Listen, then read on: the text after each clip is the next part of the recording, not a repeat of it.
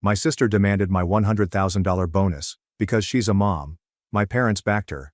So I cut them off and sent an email that blew up our family. I've always been the responsible one, you know the type. Keeps his head down, avoids drama, and never asks for anything. My sister Aaliyah received the attention, and I got the expectations. I wasn't bright or athletic, but rather consistent. I paid my way through school and landed a career in finance, which steadily devoured my youth. But I kept to it. No shortcuts, no handouts, and absolutely no family favors. So when I received a 6-figure bonus last year, the type of award that comes with working 60-hour weeks for 10 years in a row, I didn't brag. I quietly paid off some debt, began saving for a down payment, and allowed myself to feel, for once, as if I wasn't just surviving. I was winning. Of course, nothing in my family remains quiet for long. It was a Sunday supper at my parents' house, one of those obligatory family bonding sessions where everyone pretends everything is fine. Aaliyah was, of course, there with her 2 children. Both adorable, covered in applesauce, and causing total pandemonium around the home while she scrolled through her phone. I hadn't even sat down with my dish before she went into it, her voice clear enough to cut through the din. She remarked, with a smug little smirk, "I heard someone got a bonus." I froze in mid-bite. The table remained stationary. My mother bent her head like an interested owl. My father adjusted his glasses. "Didn't think that would be public knowledge," I said gently, stabbing at a green bean. Aaliyah crossed her arms. "Don't be coy, Matthew. You know exactly what I mean. 6 figures, right? Must be nice." The tone was what drew me in, not the words themselves. Mocking, entitled, as if I'd won the lotto rather than giving up years of my life for that money. But things grew worse. "You owe me your bonus," she remarked emphatically, as if it were the most normal thing in the world. "Because I'm a mom." Everyone froze.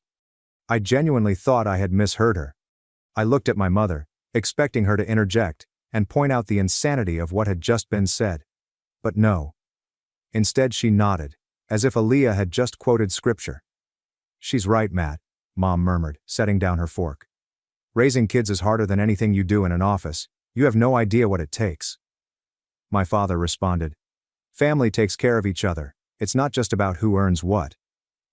Aaliyah's children were shrieking over a tablet in the corner, completely unaware. And there I was, holding a plate of roast chicken, as my entire family sought to persuade me to give up the single most significant accomplishment of my career. I didn't say anything. Not yet.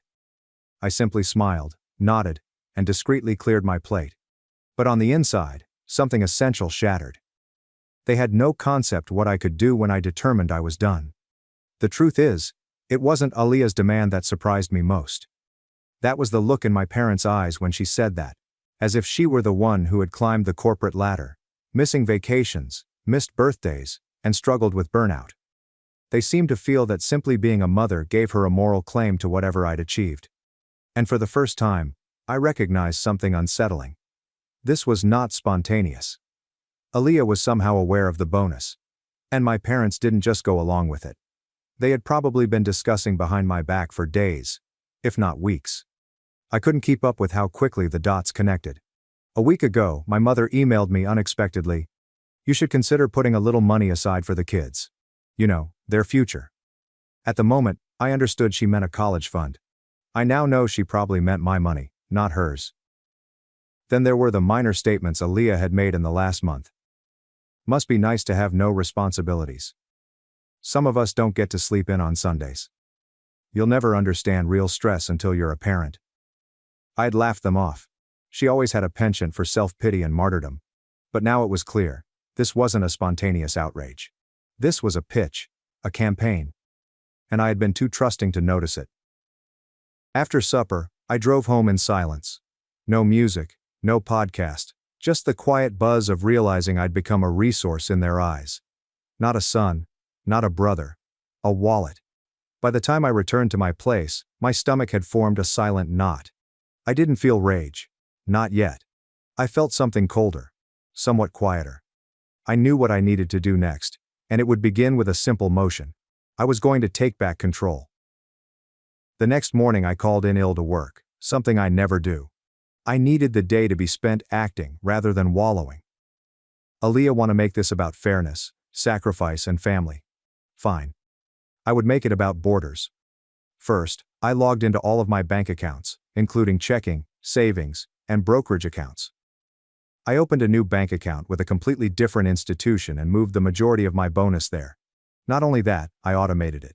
Every paycheck from now on will be cut in half. Just in case, transfer half to the old account and half to the new one. Next, I canceled the shared streaming subscriptions, Netflix, Hulu, and even the old Spotify family package, which Aaliyah and my mother had been taking advantage of for years. It's a simple thing, but symbolic. I did not send a message. I didn't give you advance notice. I just yanked the plug. Then came the slow cleanup. I went through every Venmo transaction from the previous 2 years, every time Aaliyah had forgotten her rent and I found her a few hundred. Every time she just needed a little help with daycare or groceries. I exported everything, labeled it, and documented it in a tidy little spreadsheet complete with dates, totals, and descriptions, just in case. At one point, I accessed an old group text called The Fam, and went through Aaliyah's messages. The passive-aggressive ones, the guilt trips, and the humble brags disguised as pleas for assistance. I took screenshots of everything, not to use it as a weapon, not yet. But to keep the truth safe, I had to tell myself that this was not paranoia. This was a pattern. And as I worked, I felt a shift. Not in wrath. Not vengeance. Just relief. No more second-guessing myself. No more apologies for achievement. No more feeling guilty every time I said no. I was not going to cause a scene. I wasn't going to send a lengthy message to the family group chat, or storm into my parents' house demanding respect. I was just going to wait. Because I knew Aaliyah. And I knew she'd eventually ask for something bigger. And when she did, I'd be prepared. 3 weeks have gone. 3 pleasant and silent weeks. Aaliyah did not send any text messages. No, can I borrow only $200 until Friday? No passive-aggressive jabs from my mother. It was so silent that I wondered if they were plotting again. Perhaps they were just licking their wounds, understanding I wasn't going to play the game anymore. But then, like clockwork, Aaliyah appeared again. It was Thursday night. I had just returned from work, microwaved leftovers on my lap, when I saw her name flash across my phone. I let it ring out. Then again. Then came the text. Hey, can I ask you for a favor? Please don't ignore me. I glanced at it for a bit before replying. Depends what it is. She did not waste time. It's for Ethan. He got invited to this robotics camp in California. It's such a huge opportunity and all the kids from his class are going. But it's $3,200 and I can't swing that right now. I didn't respond. 10 minutes later. I know it's a lot, but you're doing great right now. And he's your nephew. You always say how important education is. There it was. The classic move. Entitlement is wrapped in guilt-flavored paper and tied with an emotional manipulation bow. The request, however, was not the most memorable aspect. It was an assumption. She hadn't asked, "Would you be willing to help?" Or, "Is there any way you could contribute?" She expected me to pay the bill. I did not answer that night. The following day, I received a group text from my mother. "Hi, sweetie. Aaliyah told me about Ethan's robotics camp. What a wonderful opportunity. Maybe you could help just this once. It would mean so much. To him, to all of us." And then my father. "Family takes care of each other, son. You're in a position to help. Don't forget where you came from." That one struck me differently. Don't forget where you came from. I did recall where I came from, though. A childhood of hand-me-downs and shrugged-off triumphs. A house where Aaliyah's tantrums drew attention, and my report cards received a distracted shrug. I came from years of saying, "Can you help just once?"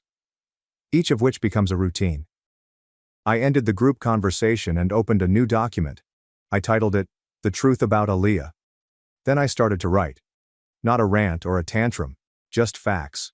A complete record of every dime I have sent her over the last 3 years. Days after telling me she couldn't afford diapers, she posted selfies from spa days and brunches. Text threads in which she guilt-tripped me, belittled me, and made demands with no consideration for my life or situation. A comprehensive list of canceled subscriptions, failed promises, and her own words. "Being a mother is harder than your job, so you owe me." It took me an entire weekend. When I finished, I wrote an email. It was not unkind. It was not emotional. It was chilly, clear, and final. I explained what I had given, what I had tolerated, and why I was now pulling away. There's no more money. There is no more aid. Not because I wasn't interested, but because they weren't. I did not send it. Not yet. Because I knew Aaliyah. I knew she wasn't finished. And when she made her next big move, I'd be ready to send.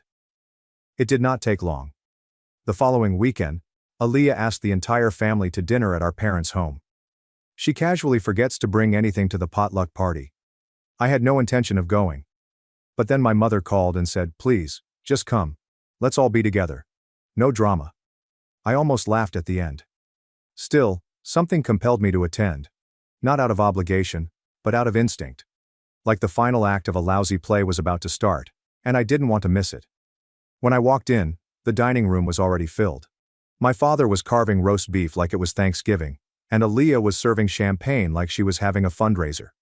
She looked up, smiled pleasantly, and said, "You made it." I'm so glad. Too glad.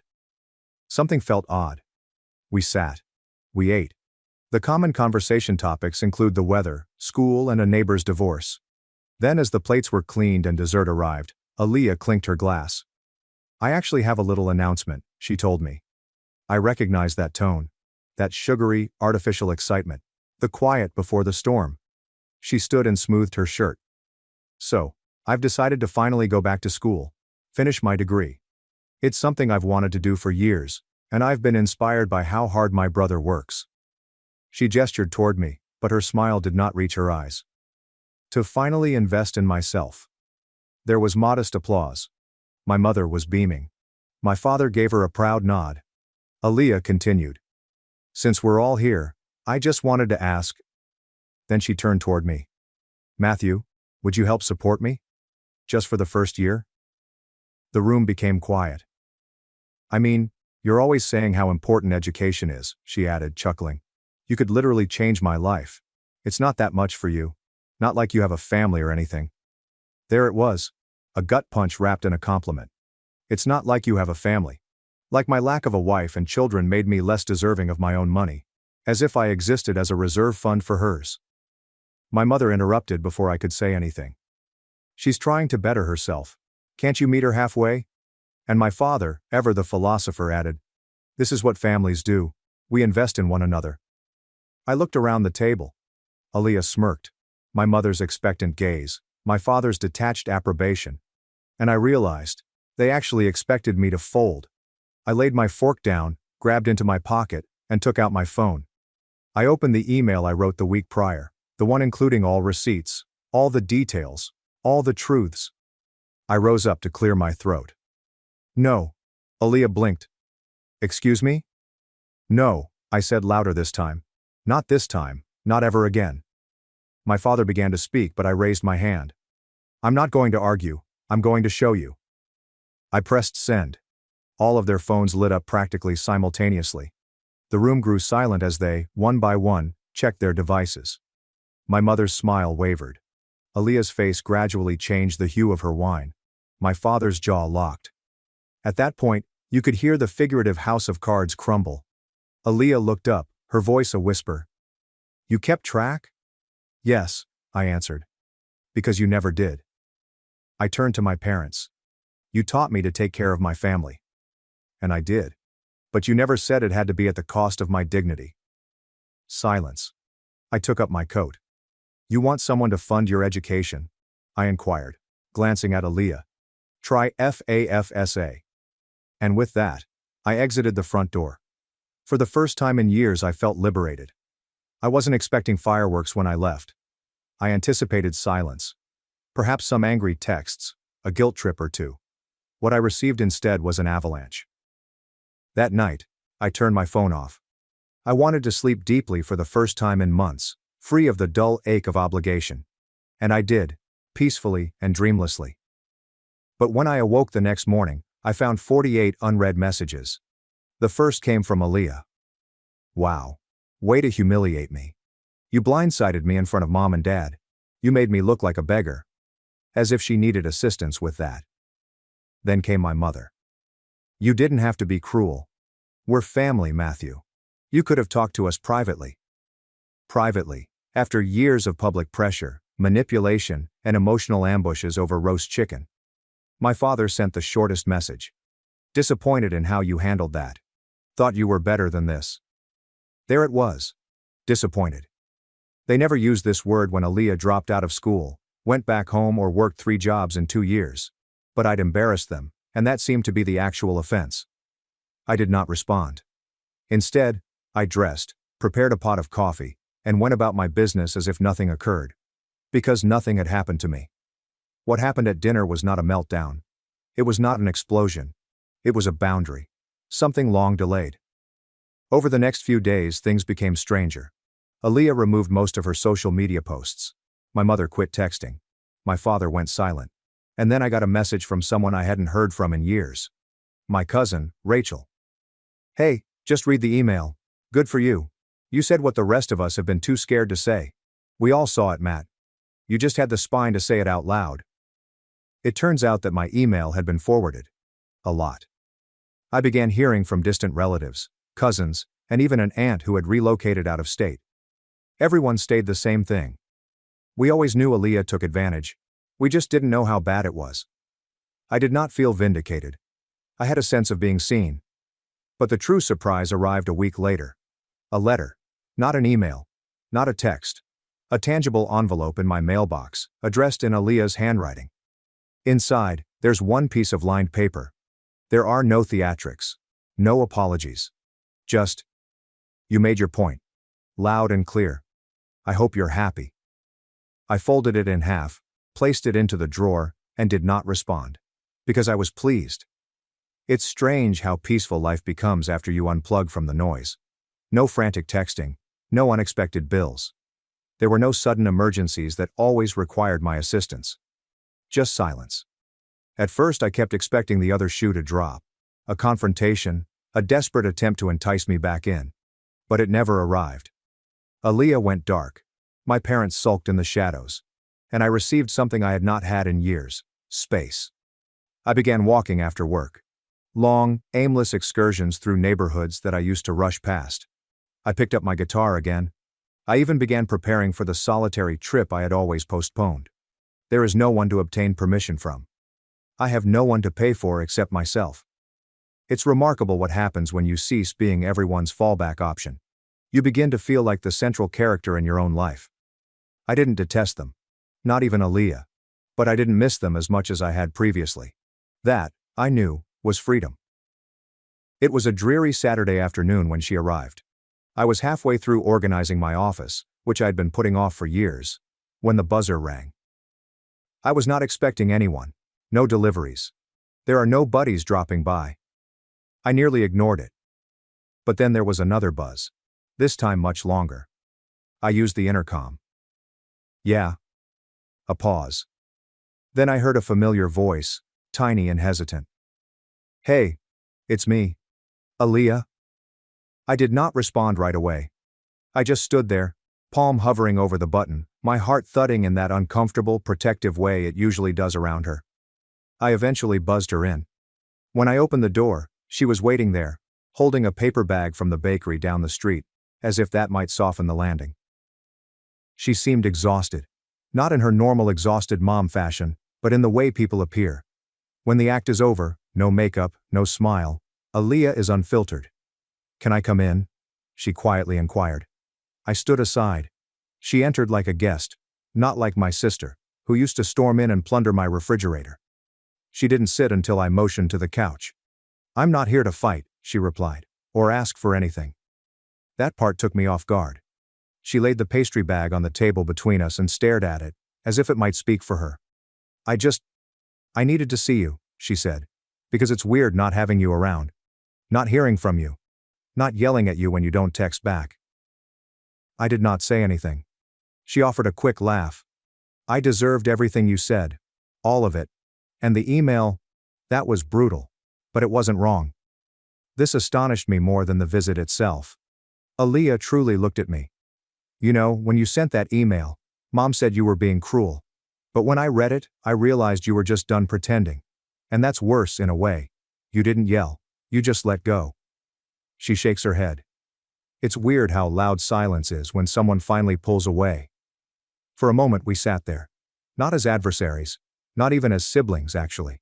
As if two people grew up in the same house yet lived their lives in completely different languages. "I don't expect you to forgive me," she explained. "I just wanted you to know I'm not proud of how I acted. And I'm trying to change." I studied her. Her hands were trembling slightly. Then I gently inquired, "Why now?" She paused. "Because I thought cutting me off would make me hate you. But it made me look at myself instead. And I didn't like what I saw." She stood. "Anyway, that's all. I just needed to say it." She did not hug me. She did not cry. She simply nodded once and walked away, leaving the bakery bag unopened on the table. When I eventually opened it, I found a note inside. "For everything I have never thanked you for." There's also a little receipt folded once underneath. It was a partial repayment of $200. Not much, but perhaps a start. A few days after Aaliyah visited, I received a letter in the mail. Not an envelope, but a folded sheet of yellow legal paper, placed into my mailbox with no return address. I recognized the handwriting right away. Sharp, deliberate, and always in blue ink. My father. I slowly opened it, expecting the usual disappointment disguised as advice. Another plea for being the bigger person. But it was not that. It was a single paragraph. Just this. "I checked your email again. All of it. And I realized we'd ceased viewing you as a person a long time ago, only as a supplier. That is on us. I do not expect anything from you. But I had to say it. For once I understand. No signature. No apologies.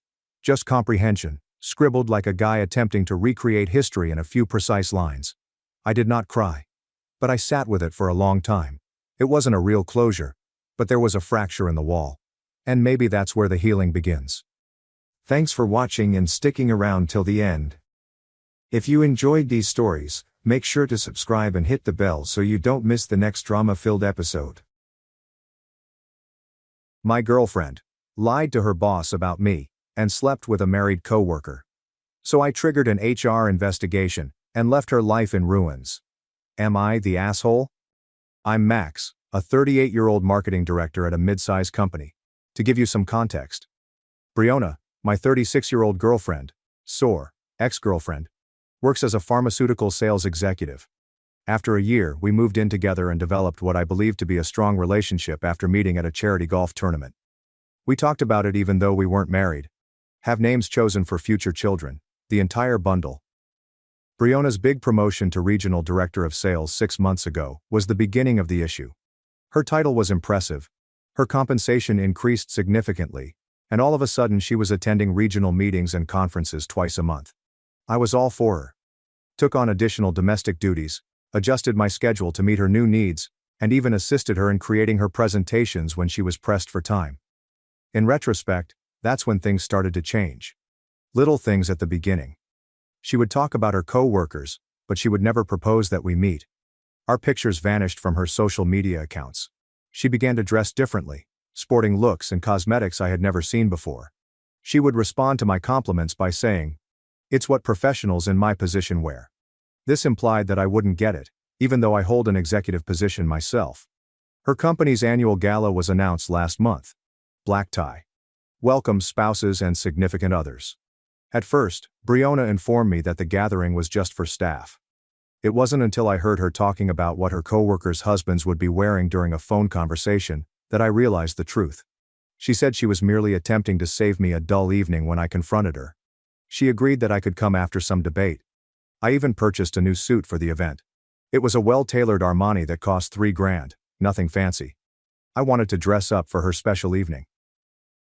The gala's evening finally arrived. In a black designer outfit that I had never seen before, Briona looked magnificent. The event took place at a high-end hotel in the heart of the city, complete with gourmet catering and an open bar. As Briona worked the room, I was genuinely having fun and chatting with the other visitors. It happened at that moment. With a hand extended toward me, her division vice president came up and said, "So you must be the roommate Briona mentions." I waited for her to correct him. I would anticipate her saying, "In fact, we have been together for 5 years. Or, she nodded, "This is my boyfriend Max." Yes, Max and I share an apartment downtown. It's so convenient for commuting, Before continuing, the VP engaged in small conversation for an additional minute. As I stood there trying to comprehend what had just transpired, my champagne glass was frozen halfway to my lips. Once we were by ourselves, I muttered, "Roommate?"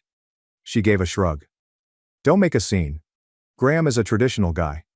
He believes that relationships at work are unprofessional and prioritizes family." "We don't work together," I said. "And since when is having a committed relationship unprofessional?" She growled, "You don't understand corporate politics." Then, as another executive walked up, she forced a smile. I spent the next 2 hours being introduced to at least a dozen people as her roommate, or just Max.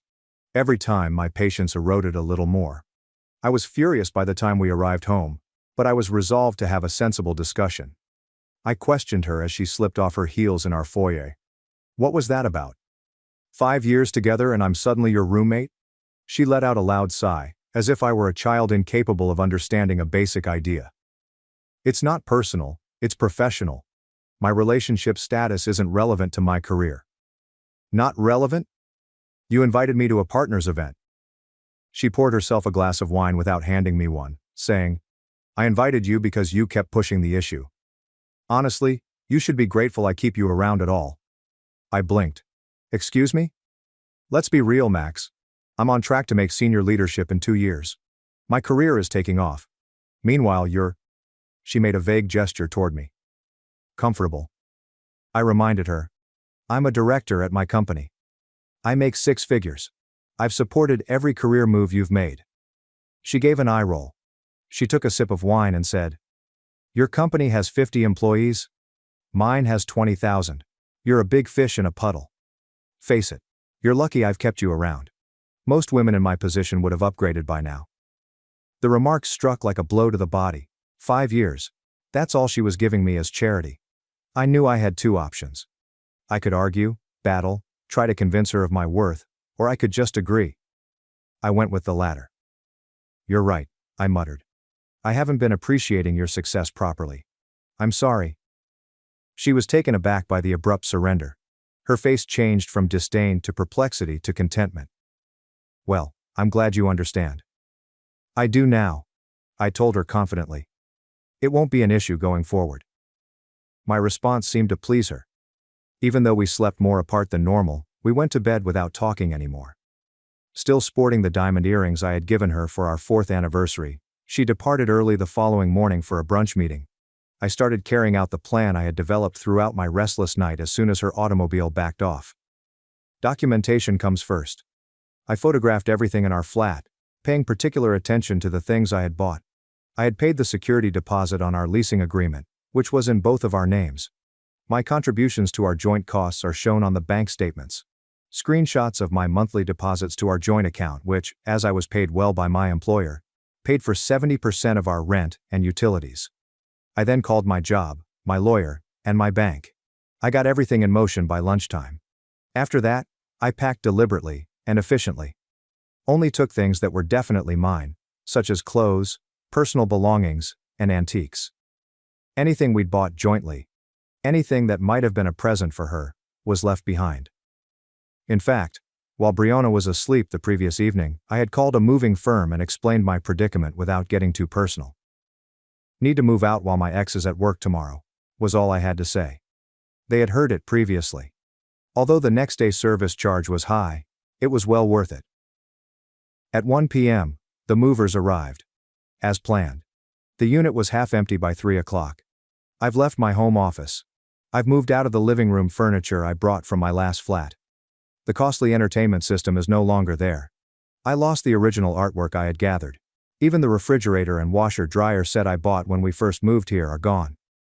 All that was left was a half-furnished apartment with gaps in it that were as obvious as missing teeth in a smile. She might keep the memory of our bed, which I left behind.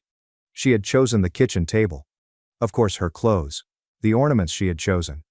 On the kitchen counter, I left a brief note that said, "Good luck paying rent, roommate. I've covered my half through the end of the month." This is where the plot changes though. I didn't simply leave. I proceeded with a strategy. Do you recall that I called my supervisor, lawyer, and bank? This is the purpose of something. First, let's separate our finances.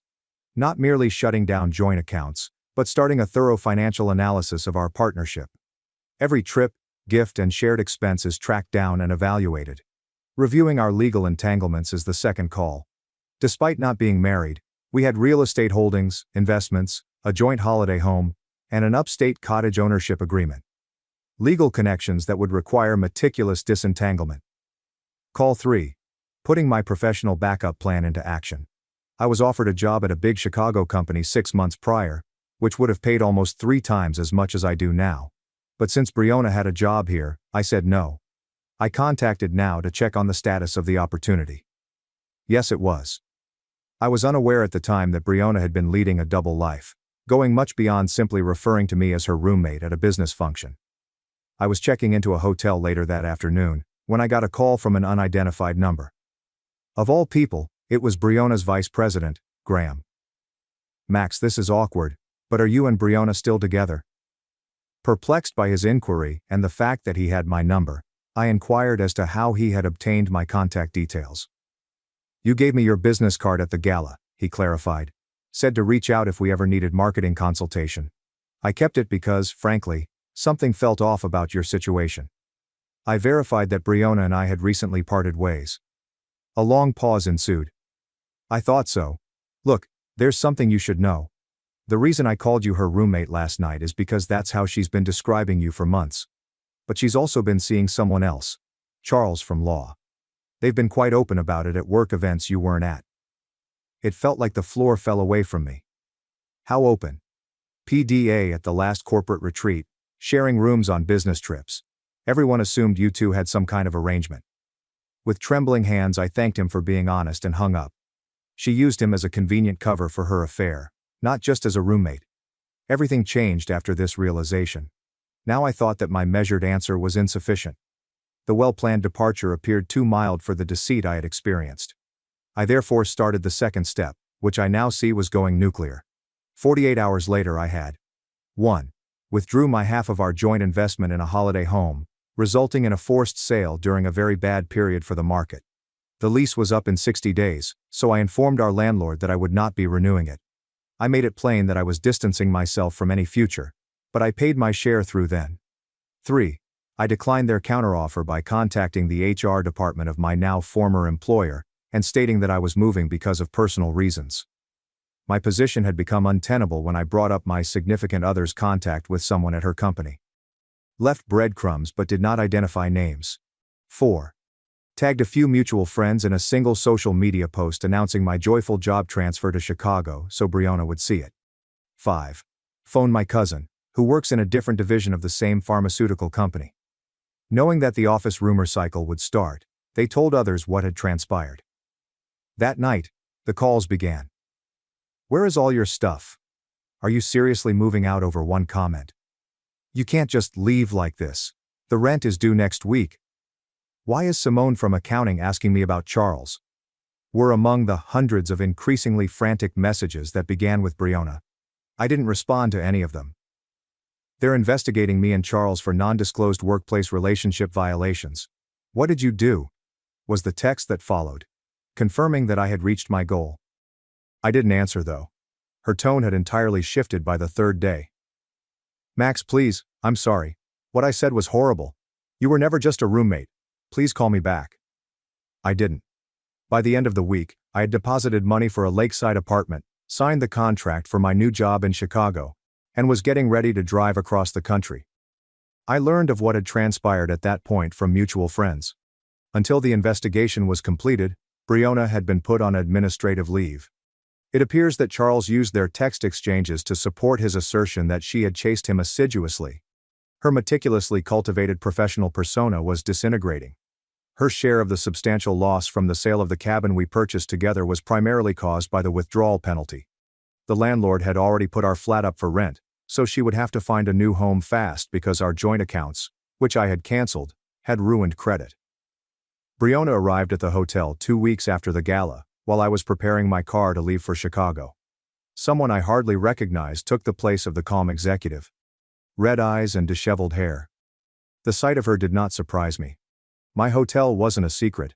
I had first booked it using our shared credit card before using my personal card since I knew she would see the transaction on the statement. Although I wasn't sure if she would actually turn up, a part of me had been anticipating this confrontation. Her voice cracked as she questioned, "Was this all because I called you my roommate?" "No," was the first thing I had said to her since I had left. "It was because when I objected, you said I was lucky you kept me around at all." "I didn't mean it. I was stressed about work and showing off for the married guy you've been sleeping with." She winced. "Graham told you?" "Everyone's told me, Brionna. Apparently I was the only one who didn't know." "I made a mistake," she said to herself. "Several mistakes, but destroying my career, my financial security, that's disproportionate." And there it was. The instant I thought I might have overreached myself. I never meant to be the type of person who planned out someone else's demise, not because she didn't deserve repercussions. My justifiable rage had turned into something more repulsive. "You're right," I acknowledged. "Some of what happened, I didn't anticipate how it would cascade." "Then help me fix it," she begged. "Talk to HR. Tell them you made it up." I told the truth. "I never talked to your HR department. That was all internal. And no, I won't lie to protect you." With mascara running down her cheeks, she gazed at me. "I loved you, you know. It wasn't all fake." I shut my trunk. Funny thing about love, it requires respect, which apparently, even as your roommate, I didn't earn. I watched her dwindling in my rearview mirror as I got into my car and drove off. Chicago waited. A new position. A fresh beginning. Now 6 months have passed. At the bigger firm, my career has flourished. It turned out that I could sell my skills outside of my puddle. I've developed a life I'm proud of, met new friends and engaged in casual dating. Brionna continues to call from time to time. According to common friends' most recent information, she has been demoted but restored at work. Charles was moved to a different section. She lives in a less fashionable neighborhood in a considerably smaller apartment. Consignment websites have sold the designer clothing. I occasionally question whether I went too far, whether being betrayed and humiliated caused me to turn into someone I never intended to be: cold, calculating, and vindictive. At other moments, I recall her expression when she rejected their 5 years of dating. The careless brutality of someone who believed I should be grateful to be alive at all. In the middle is where the truth is. I destroyed the life she had constructed on the basis of our relationship. Not just moved away. Was it reasonable? Most likely not. Did she deserve that? I haven't decided yet. I do know, though, that I will never again share a room with anyone. If I learned anything from that $3,000 suit, it's that self-respect can occasionally come at a great cost, but it's always worth it. Edit. This really took off overnight. To address a few often asked questions. 1. Yes, I do lament the extent of things. I didn't want to ruin her life. I just wanted to leave with honor. Our split had some inevitable repercussions. Others resulted from the exposure of her own behavior. 2. No. She wasn't reported to HR directly by me. I told my cousin about it separately and brought up the matter with my own HR department after I turned down their counteroffer. It was internal rumors, not my official complaint, that led to the company's investigation. 3. I tried. For those who say I should have simply spoken to her. In answer, she told me to be thankful that she had kept me around. That put an end to any more discussion. 4. Some have inquired as to whether I've found a new partner. Although I'm taking things slowly, I have dated. After something like this, trust is difficult to come by. Update. After 3 months, Chicago life keeps getting better. After I brought in 2 significant clients, I was promoted by the firm. I've started dating a corporate lawyer who immediately presents me as her boyfriend. In some ways, Brionna's life has stabilized. I learned that she had seen a therapist and is focusing on personal development from mutual friends. She apologized profusely in a long email to me. I didn't reply, but I did appreciate that. It's best to close some chapters. After being on the market for months, the cabin eventually sold. Everything was taken care of by my lawyer, who divided the money based on our initial investment. It was fair, but less than either of us had hoped for. In hindsight, I see that both of us did harm. Me with my reaction, her with her betrayal. I can admit my role in it, which makes a difference. I guess that is growth. If you're wondering if getting revenge feels nice, the answer is no. After the first satisfaction wears off, it seems empty. Rebuilding, moving on, and discovering that your value was never reliant on approval from others, is what feels good. Thanks for watching and being part of the drama. Don't forget to subscribe and hit the bell so you never miss a wild news story. I found out my child is my brother's. I decided to divorce. My parents begged me to stay silent because my father-in-law invests in their company. I, 28M, have been married for 3 years, and my wife Jade, 26F, and I have been together for 6 years. We had our first child a few months ago, but I only recently discovered that the baby is my brother's biological child. My brother Grant, 32 million, had been having an affair with Jade for the previous 3 years. It began just a few weeks after our wedding, and I had no idea until a few weeks ago. To be honest, I had been having trouble connecting emotionally with the infant for some reason. I had been feeling like a bad father because I didn't feel very attached to my own child. I still don't understand why that was happening. Maybe it was just a gut feeling. One night, I was discussing this with Jade, and I burst into tears because I felt so guilty. Instead of soothing me, she began sobbing uncontrollably. That's when the full truth came out. She agreed that it wasn't my fault that I didn't feel connected to the baby wasn't mine. She had already received the paternity test results but chose not to inform me. She said the affair ended shortly after she discovered she was pregnant and that she and Grant had no contact with each other anymore. She wanted to focus on me and our marriage.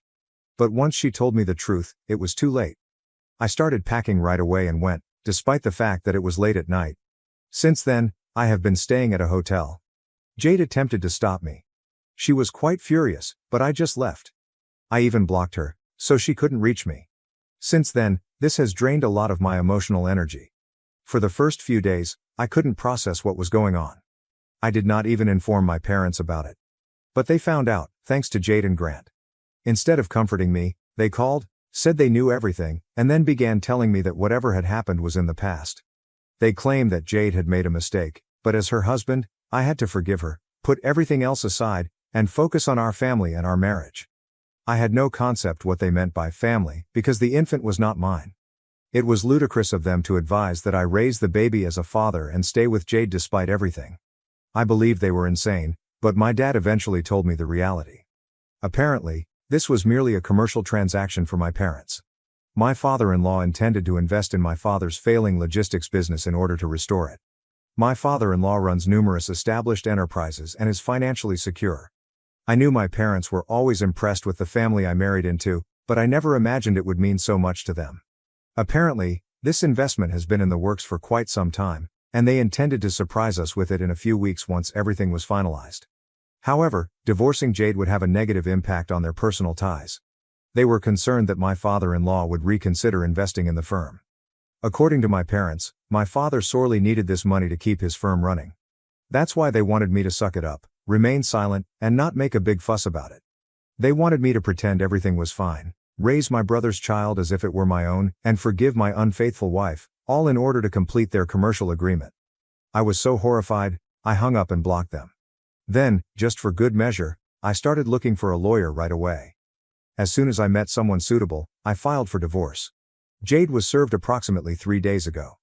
On the same day, I decided to contact my parents, in-laws, every business acquaintance of my father that I knew, a couple of employees in my father's firm, a few family friends, and some cousins to inform them of my current predicament. It took me a few hours to get everyone's email addresses, but once I did, I notified them all about my wife cheating on me with my brother. I also confessed that my parents had encouraged me to remain silent and pretend everything was normal so that they might acquire an investment. Then I sent an email. Now, my folks are inundating my phone with emails, SMS, and phone calls from numerous numbers and accounts. They are really furious about what I have done since, of course, they will no longer receive that investment. On top of that, they have lost their reputation. They want me to apologize, as if that will resolve everything. They also inform me that Jade is distraught and has been diagnosed with postpartum depression, suggesting that my actions will only make matters worse. She is really miserable, and they are attempting to make me feel bad.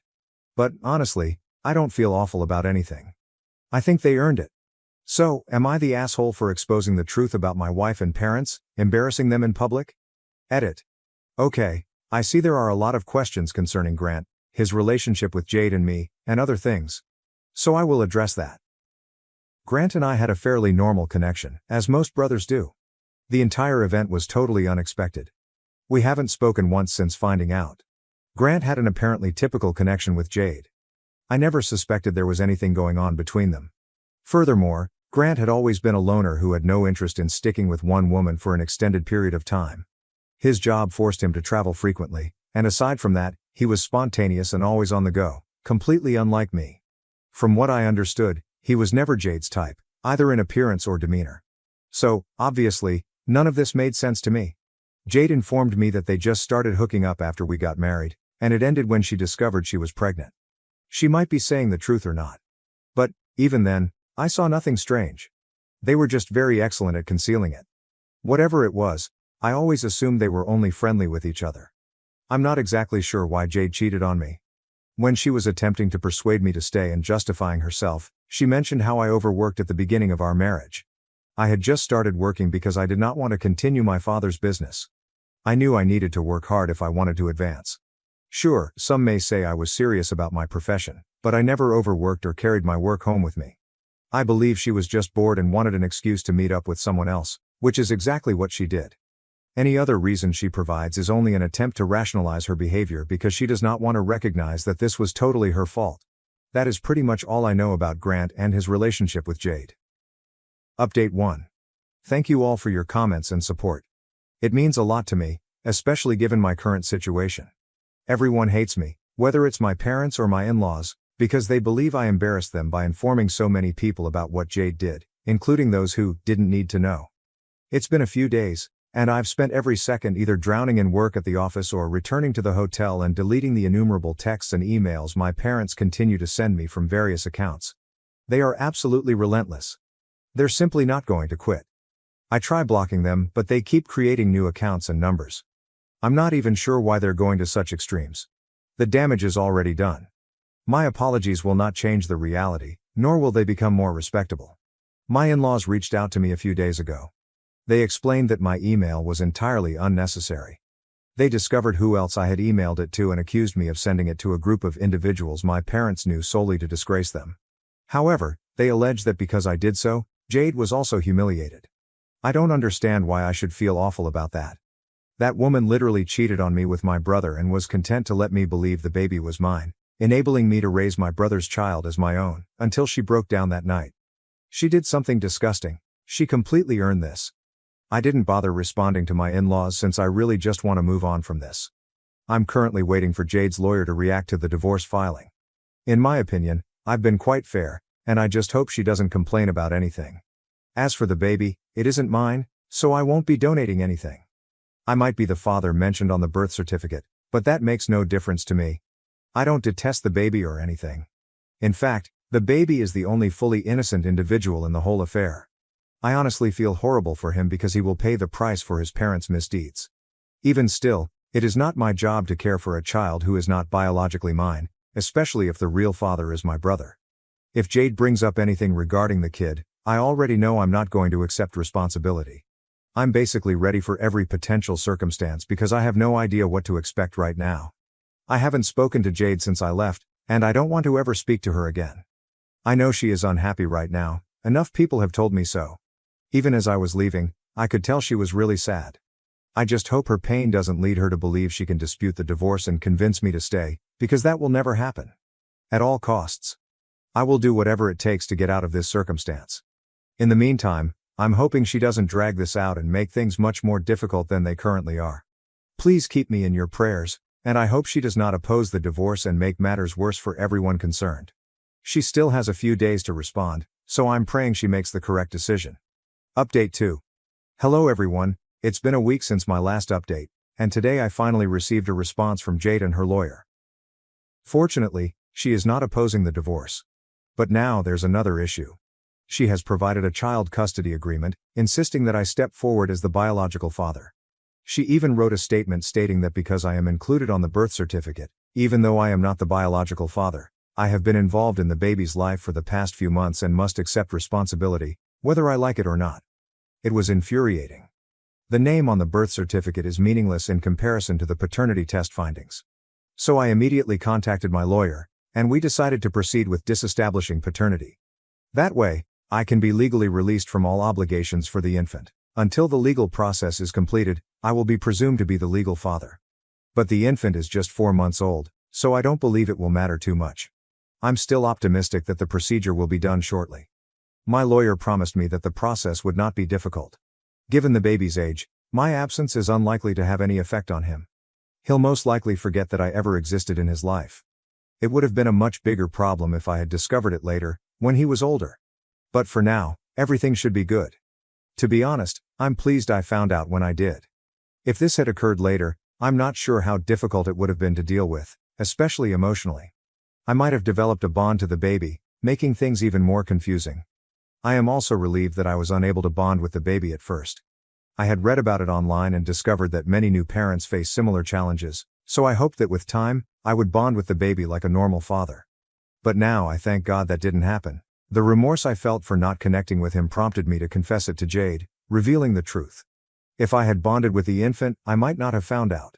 That is the only silver lining in this whole mess. Another source of relief is that, in recent days, my parents have finally decided to back off, at least temporarily. I'm not sure what their future plans are, but happily, they haven't texted or bothered me. It has just been radio silence.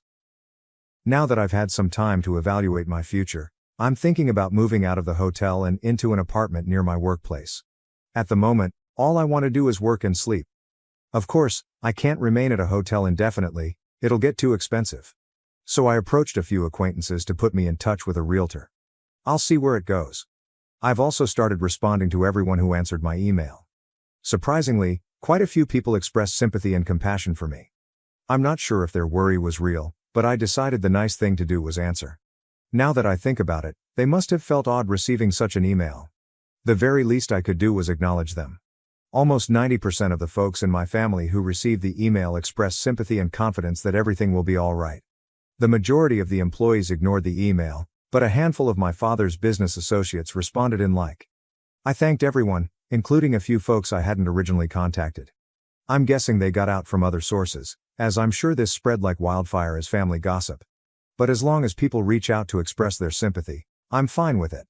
At the very least, they are not attempting to obtain additional information.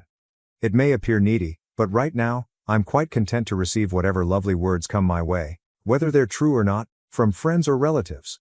Because, no matter how unhappy I am, I still miss her. I miss being with her. I miss my parents and family. I miss when everything was normal.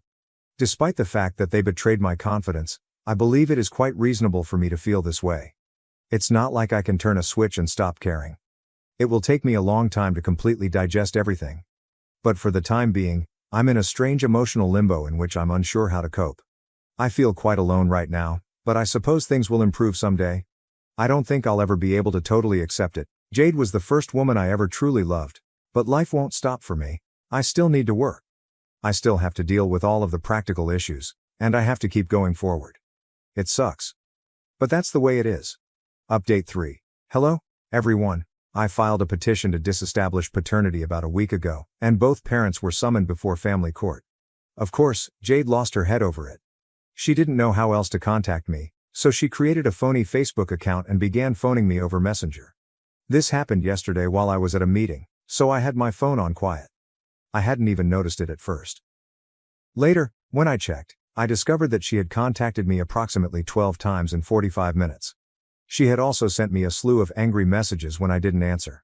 Apparently, she believes Grant and I have ruined her life. She told me that she did not break up with Grant after the pregnancy. Rather, he dumped her after discovering she was pregnant since he did not want anything serious. That's when she decided to continue with me, knowing that I was committed to her. But then she discovered that Grant was the father, so she tried to contact him again. This time, he simply informed her to end the pregnancy since he was not ready to be a father and had no intention of committing to her. She kept attempting to reach him, but he simply ignored her. He eventually blocked her totally. She told me everything in her messages. Now she accuses me of abandoning her, just as my brother did. And that, it appears, is how the two of us ruined her life, by leaving her alone with a baby. Grant has made it abundantly apparent that he is not interested in raising the child with her. Even if she gets him to pay child support, she won't be able to make him a true parent. And now, she claims, she and the baby will suffer. I cannot understand how any of this is my fault. I can see why she believes Grant ruined her life, despite the fact that she had an affair with him knowing exactly who he was and that he disliked being tied down. But how does she blame me? The mental gymnastics here are insane.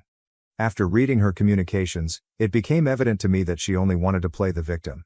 In any case, I didn't want to talk to her, so I blocked her.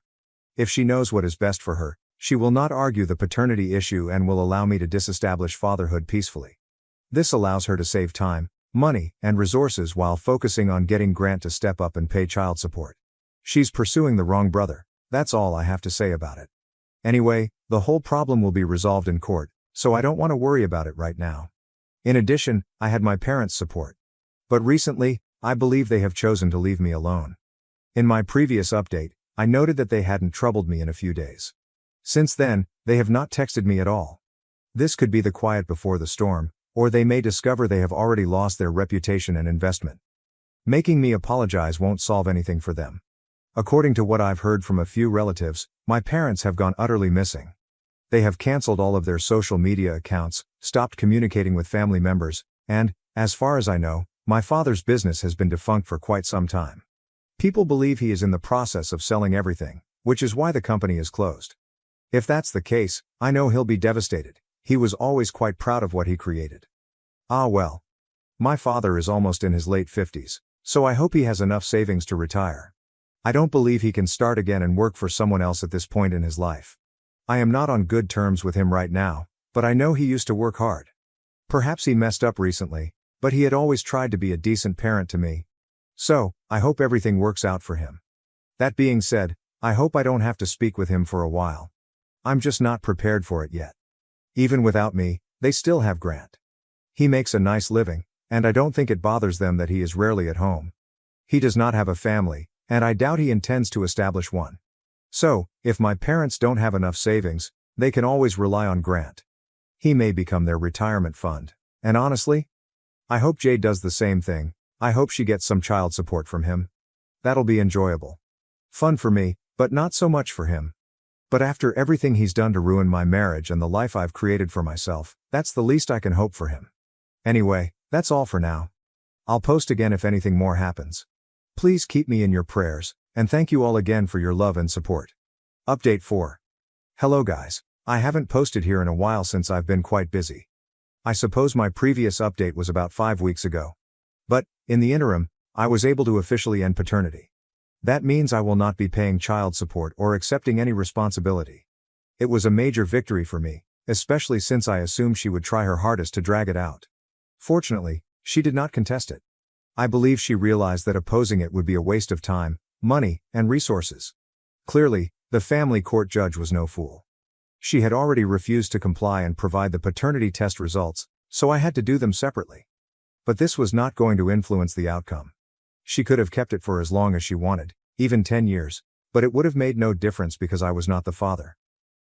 Anyway, I was able to verify that the infant was not my biological child. And because I had only been in his life for 4 months, the court determined that my absence would have little influence on him. That is how I obtained what I desired. Since then, I haven't spoken with Jade, and happily, she hasn't bothered me. My parents' firm has been sold, and they are preparing to relocate, according to a handful of cousins. They've only told a few individuals where they're going, those who have stuck by them during this whole ordeal. But really? It's not difficult for me to guess. I believe they are relocating to my uncle's home in Iowa so that my mother can join her brother in managing the farm they inherited from their parents. This was always her plan. She had offered it to my father several times over the years, but he had no desire to leave the city. They used to argue about it a lot. Now, he does not really have an option. So he has finally agreed. At the very least, my father will continue to be a member of a family business, albeit not the one he had hoped to lead indefinitely. But all of that is in the past. I've been trying to move on from what happened. I have been going to therapy. I have been going to the gym. I have been actively working on myself. I wouldn't claim I've fully recovered, that would be a lie, but I am in the process of moving on. Some days are excellent. Some days are especially difficult.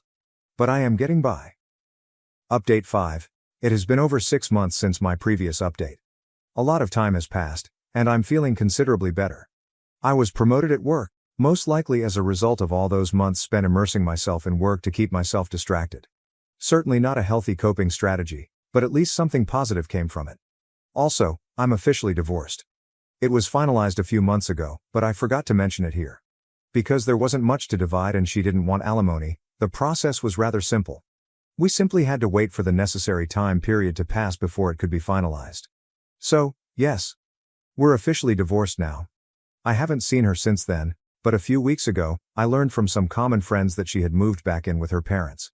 She's currently raising her son with them.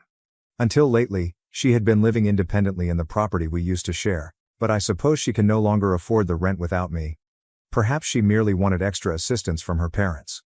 Honestly, hearing this bit of gossip prompted me to post this update. I hadn't given it much thought because I've been so busy. But when our mutual friends informed me of her condition, I felt compelled to return here and share. As for Grant, I believe he is the only one who has come out of this disaster undamaged. I'm not going to lie, I'm a little jealous of him. According to what I've heard from relatives, he appears to be doing well. But at the end of the day, he remains a homewrecker. He is still a bad person. So, I believe karma will catch up with him someday. Meanwhile, I'm going to focus solely on myself. My mother-in-law wrote my husband's ex's name on my birthday cake, so I pranked her back on hers.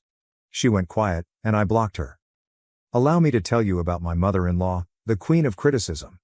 She made it apparent right away that she didn't like me or our marriage.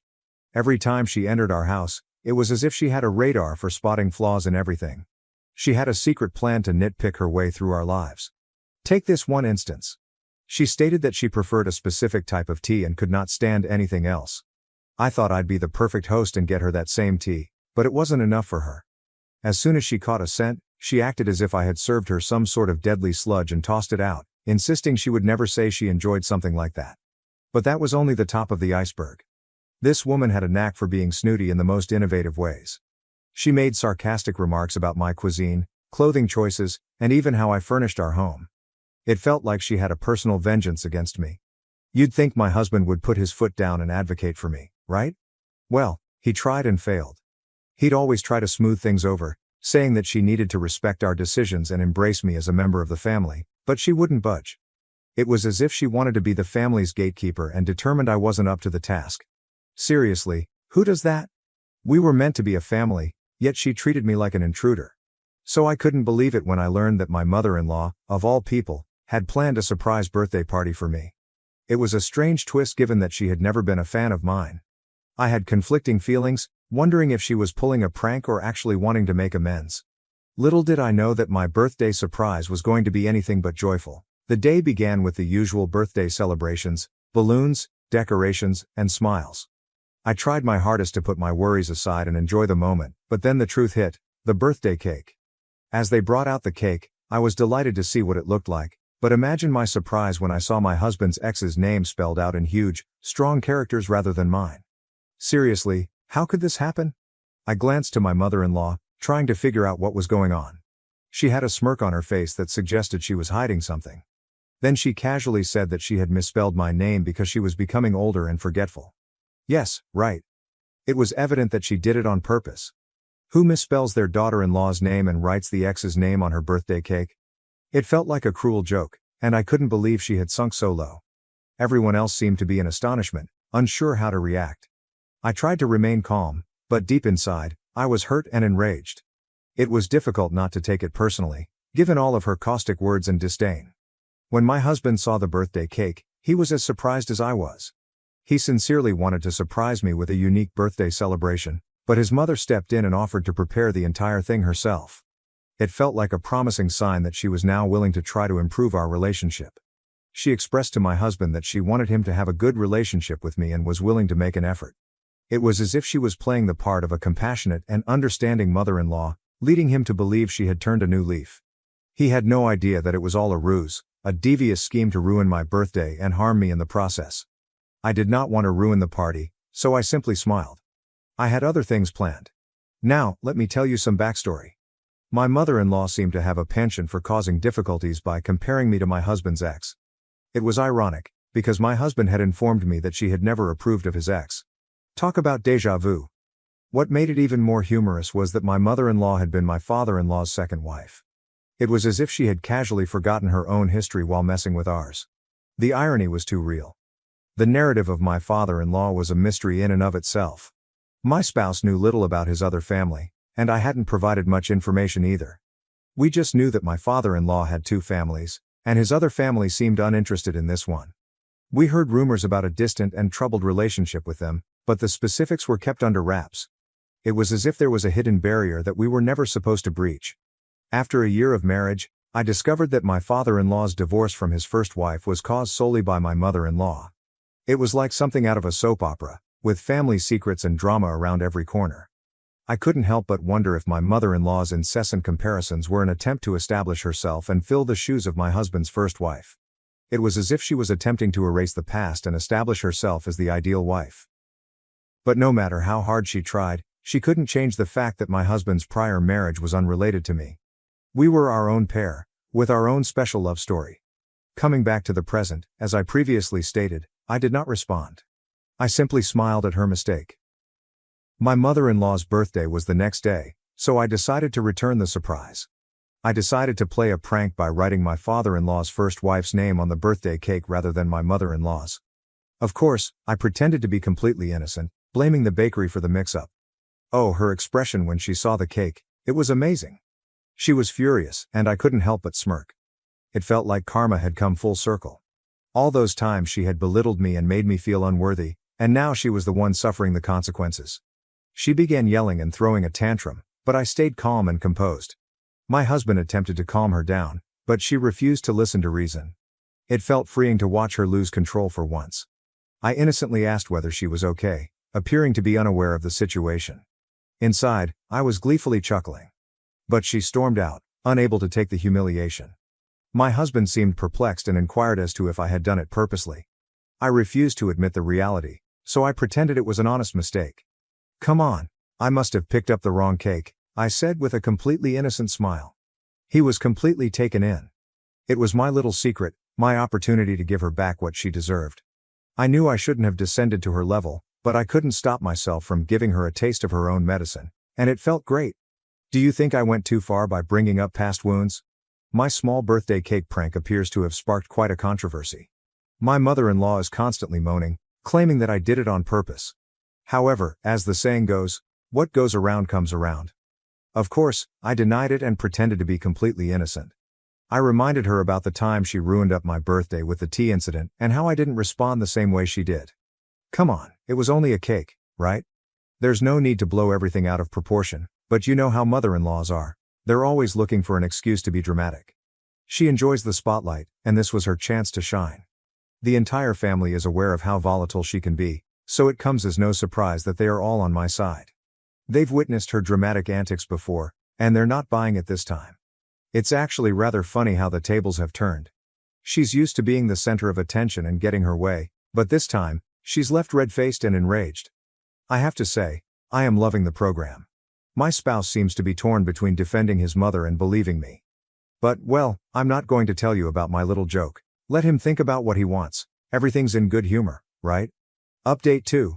Since the small cake prank, my mother-in-law has been surprisingly quiet and has not bothered us much. It's like a breath of fresh air, and life has become significantly more calm. Maybe my little joke had a bigger influence on her than I realized. Perhaps she realized her dramatic theatrics were not getting her anywhere and decided to tone it down a notch. Or perhaps she's simply sulking in a corner, nursing her injured pride. Regardless, I'm not complaining. I can finally breathe without being constantly scrutinized and criticized. It's as if a weight has been removed off my shoulders, and I feel more liberated than ever before. Of course, I am not stupid enough to believe that this newfound peace would remain indefinitely. Knowing my mother-in-law, she might be able to recover from her drama quickly. But for now, I'm just going to enjoy it. Update 3. You know the saying, if you can't defeat them, block them. And this is exactly what I did. Life has been so much better since I decided to block my mother-in-law. No more nagging or drama, only lovely, peaceful silence. And thank you to everyone who supported me in the comments. It is comforting to know that I am not alone in dealing with a dramatic mother-in-law. Your words of support have given me strength. When she confronted me about blocking her, I just acted calmly and blamed it on network troubles. Hey, a little white lie never hurts anyone, right? Furthermore, it's enjoyable to tease her a little. I must say, I'm loving my newfound power and control. Blocking her has given me a sense of freedom and calm that I never thought imaginable. It's as if I have the remote control for her drama, and I get to choose when to turn it on or off. To everyone dealing with a dramatic mother-in-law, be strong and don't allow anyone to knock you down. Until next time, be careful and live your best life. Bye for now. Opinion 1. NTA for sure. Dealing with a demanding mother-in-law may be a nightmare, and you took the necessary precautions to keep your sanity. Blocking her was a wise decision, because network troubles occur all the time, right? You deserve to live a tranquil, drama-free existence. Don't allow someone to guilt you into coping with unwanted karma. Continue doing you and enjoy the well-deserved peace. Opinion 2. NTA is my gal. Mother-in-laws can be a pain in the neck at times, and you may have to take action yourself. It's critical to prioritize your mental health, and if that means avoiding toxic people, then so be it. Stay strong, and don't let anyone make you feel guilty about putting yourself first. My mom sold my stuff and pawned my laptop. I called the cops, had her arrested, and filed a restraining order. Christmas dinner was almost finished when my father put down his fork, looked me directly in the eye, and said, "You are a burden, and you can no longer live with us." At first, I assumed I had misheard him. My mother let out a strange, nervous laugh, as if she wasn't convinced he was serious. But then he simply sat there, staring at me, waiting for a reaction. The room went silent. My younger sister Lily froze with her fork halfway into her mouth. She glanced at me with wide eyes, as if she couldn't believe what she'd just heard.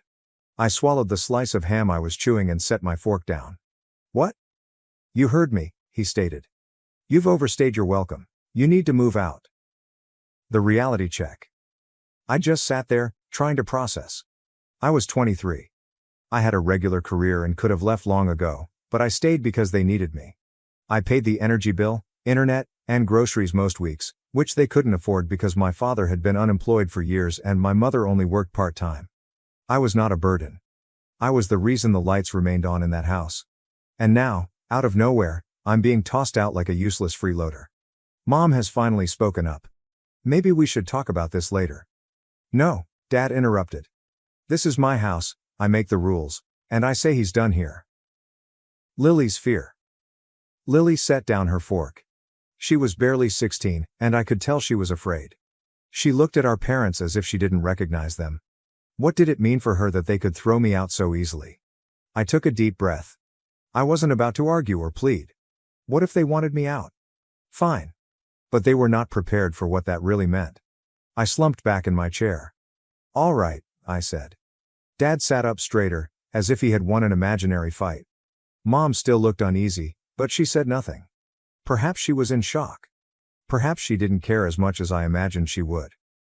I stood up, grabbed my plate, and took it to the sink. I didn't want to give them the reaction they expected. Instead, I gazed at Lily, who remained tight and uncertain. I gave her a slight nod. She was the only one at the table that I still cared about. Dad sipped his drink, as if nothing had happened. Mom returned to picking at her mashed potatoes. Lily continued looking at me, as if she wanted to say something, but didn't. I did not remain to complete dinner. I just walked out. The silent goodbye. That night, I walked directly to my room, closed the door, and began packing. I wasn't going to waste time figuring out why they were doing this. If they wanted me gone, I was gone. However, this meant they would lose all I had paid for. And I wasn't about to warn them. I packed quietly, but I could hear them talking below. Mom's voice sounded low and terrified. Dad's tone sounded forceful, as if he were attempting to persuade her of anything. I caught bits and pieces. "He's old enough. We can handle it. He should have moved out years ago." An hour later, Lily knocked at my door. I opened it, and she slipped inside, closing it behind her. She appeared distressed, her eyes red as if she had been sobbing. "What the hell was that?" she said. "I don't know," I replied, tucking my laptop into my bag. "But I'm leaving tomorrow." She shakes her head. "That's crazy. You pay for everything? They can't even afford food without you." "Not my problem anymore." Lily bit her lip, clearly attempting to keep back more tears. "Where are you going?" "I'll figure it out." The fact was that I had some money saved up, but I had not intended on moving out so soon. I'd have to locate a place quickly, perhaps staying at a friend's for a while. But I wasn't concerned. I would be all right. They would not. Lily paused. "Can I?" She stopped herself. I knew what she'd ask. She wanted to join me. But she was still in high school, and as much as I disliked leaving her behind, I couldn't bring her with me. "You know they'd never let that happen," you said. She stared down at the floor. "Yeah." I finished packing while she stood there, as if she didn't want to go. Finally, she sighed. "You're going to regret this." I grinned. I know. The next morning, I left before they even awoke. I hauled my bags downstairs, loaded my car, and took one last glance around the house. There's no sadness. No regrets. Just relief. Then, as I was driving out of the driveway, I entered my banking app and erased my name off all bills. Electric, internet, water. Even the Netflix account I had paid for each of them. Without me, everything would shut down within a month. I grinned, put my car into drive, and drove away without looking back.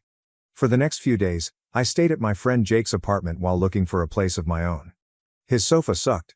His dog, Max, would not stop looking at me while I tried to sleep.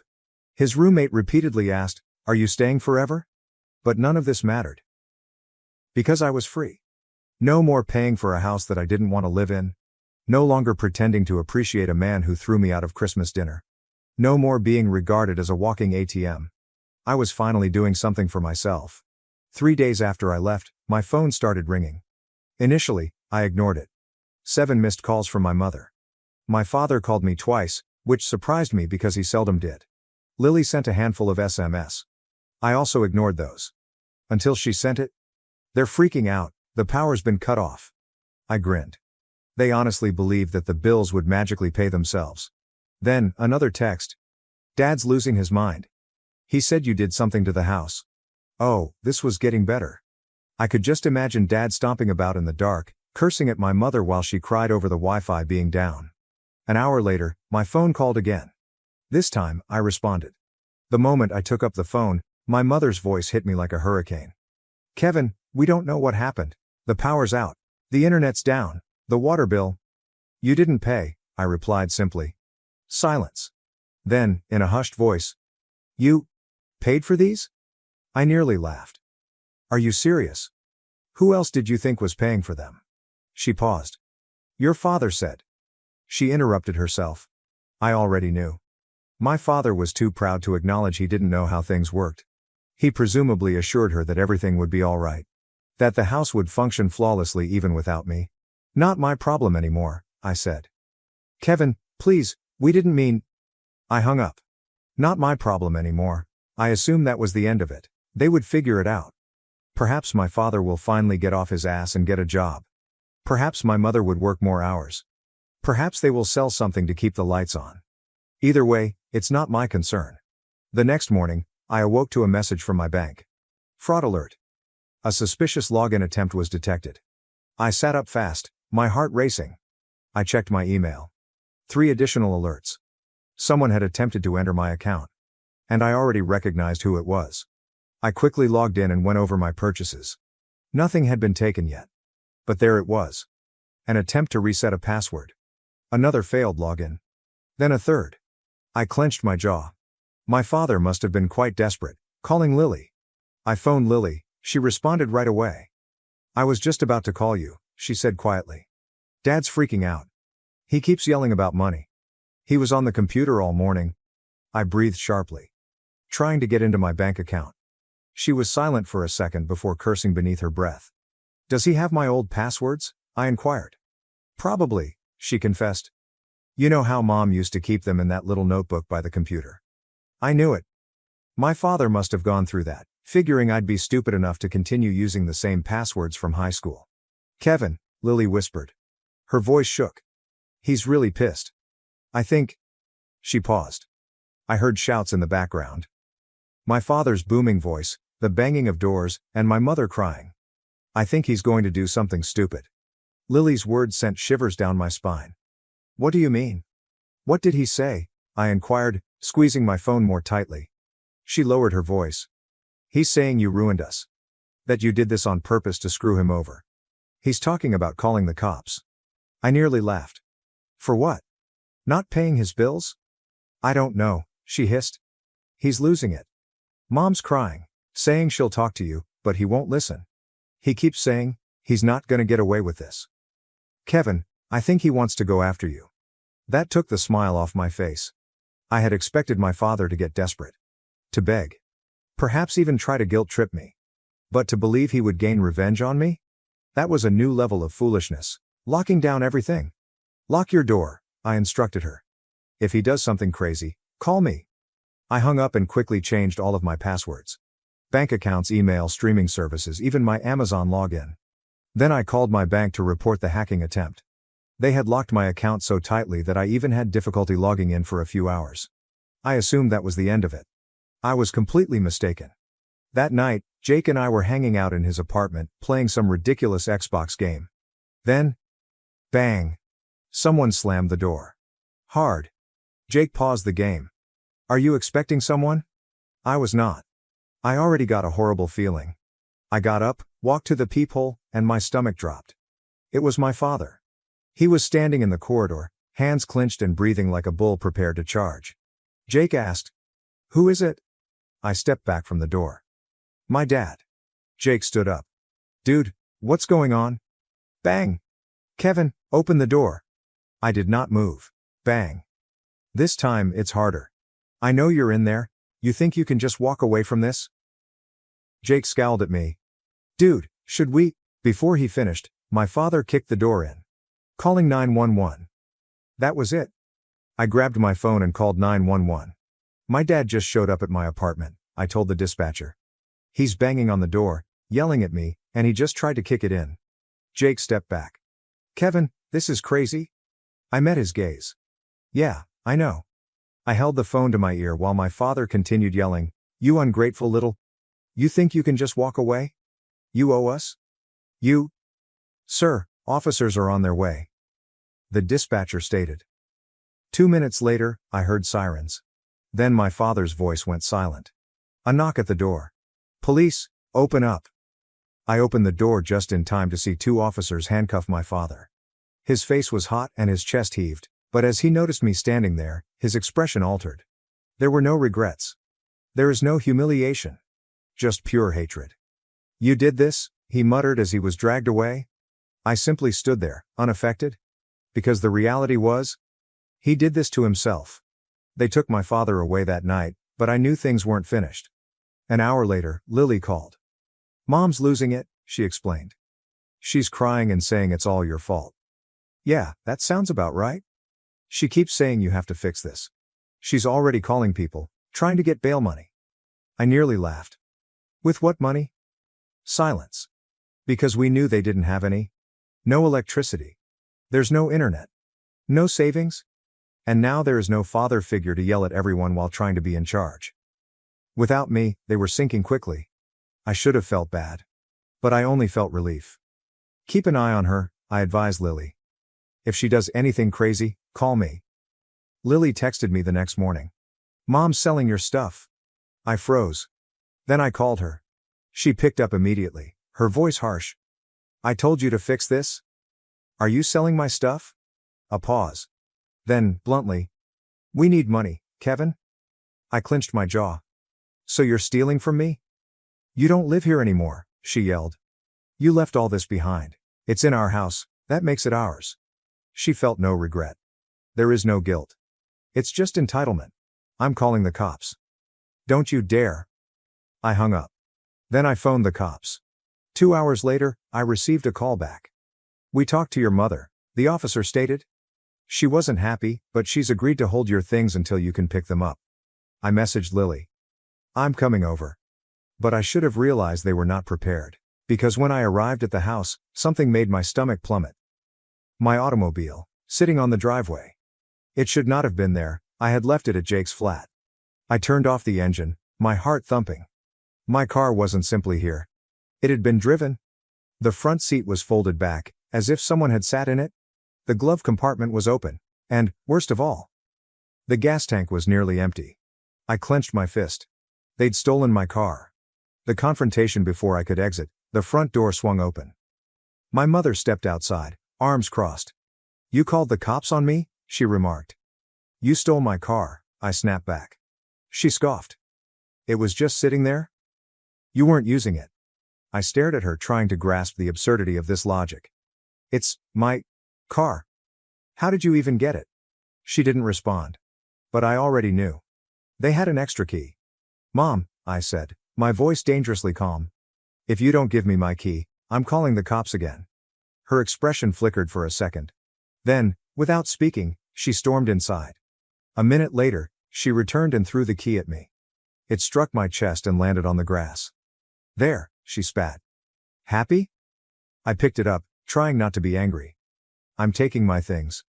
And then I'm leaving, for good. I walked past her and into the home. Lily waited in the hall, looking nervous. She took your laptop and pawned it, she said quietly. I closed my eyes. Take a breath in, breathe out. Then I turned to my mother. Where's my laptop? She raised her chin. I told you. We needed money. That was it. I took out my phone, dialed 911 for the second time this week, and let her watch. Yes, I want to report a stolen vehicle and stolen property, I responded, looking her dead in the eyes. My mother has just revealed that she pawned my laptop without authorization. Her face lost its color. This time, she was the one who had to deal with the police.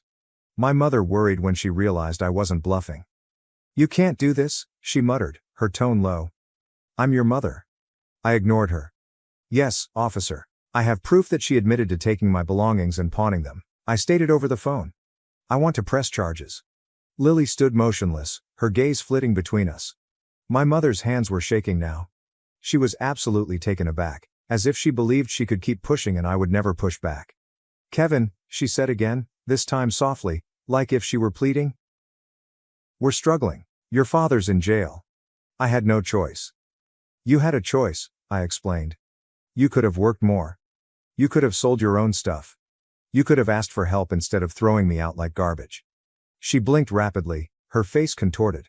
I was angry. I laughed. Yeah, so was I. I heard sirens outside. My mother jumped. A few minutes later, 2 officers walked through the door. Sir, did you call about the stolen property? One of them inquired. I nodded and pointed to my mother. She took my laptop and pawned it. I want to press charges. My mother gasped as if I'd stabbed her. Kevin, don't do this. The officers turned to her. Ma'am, is this true? She hesitated, her gaze shifting between me, Lily, and the cops. I could see her calculating, attempting to determine whether she could lie her way out of this. Then Lily spoke. She told him herself. Just before he called you. My mother snapped her head at Lily so quickly, it was almost frightening. You little. Ma'am. One of the cops interrupted her. Do you have a receipt from the pawn shop? Her face fell. She knew what was coming. They took her outside. I looked through the window while they spoke with her for a few minutes. Handcuffs appeared unexpectedly. She was straining, crying, and yelling. Neighbors looked through their blinds. The entire street most likely heard her weeping about how she was simply a struggling mother and how unjust this was. Lily's realization. Lily stood beside me, looking out the window. She gulped hard. Is this really happening? I nodded. Yes. And for the first time in a long time, I felt calm. The text message. My phone buzzed with a message from an unexpected number. You're going to regret this. My chest tightened. I read it again. Then I realized, my father had been released on bond. When I saw that message, I knew exactly what had occurred. Someone had bailed my father out, and I had a fairly solid idea who. Probably one of his old drinking cronies, or perhaps a distant family member who hadn't heard the entire story. In any case, he was done and angry. I showed Lily the text. Her face turned pallid.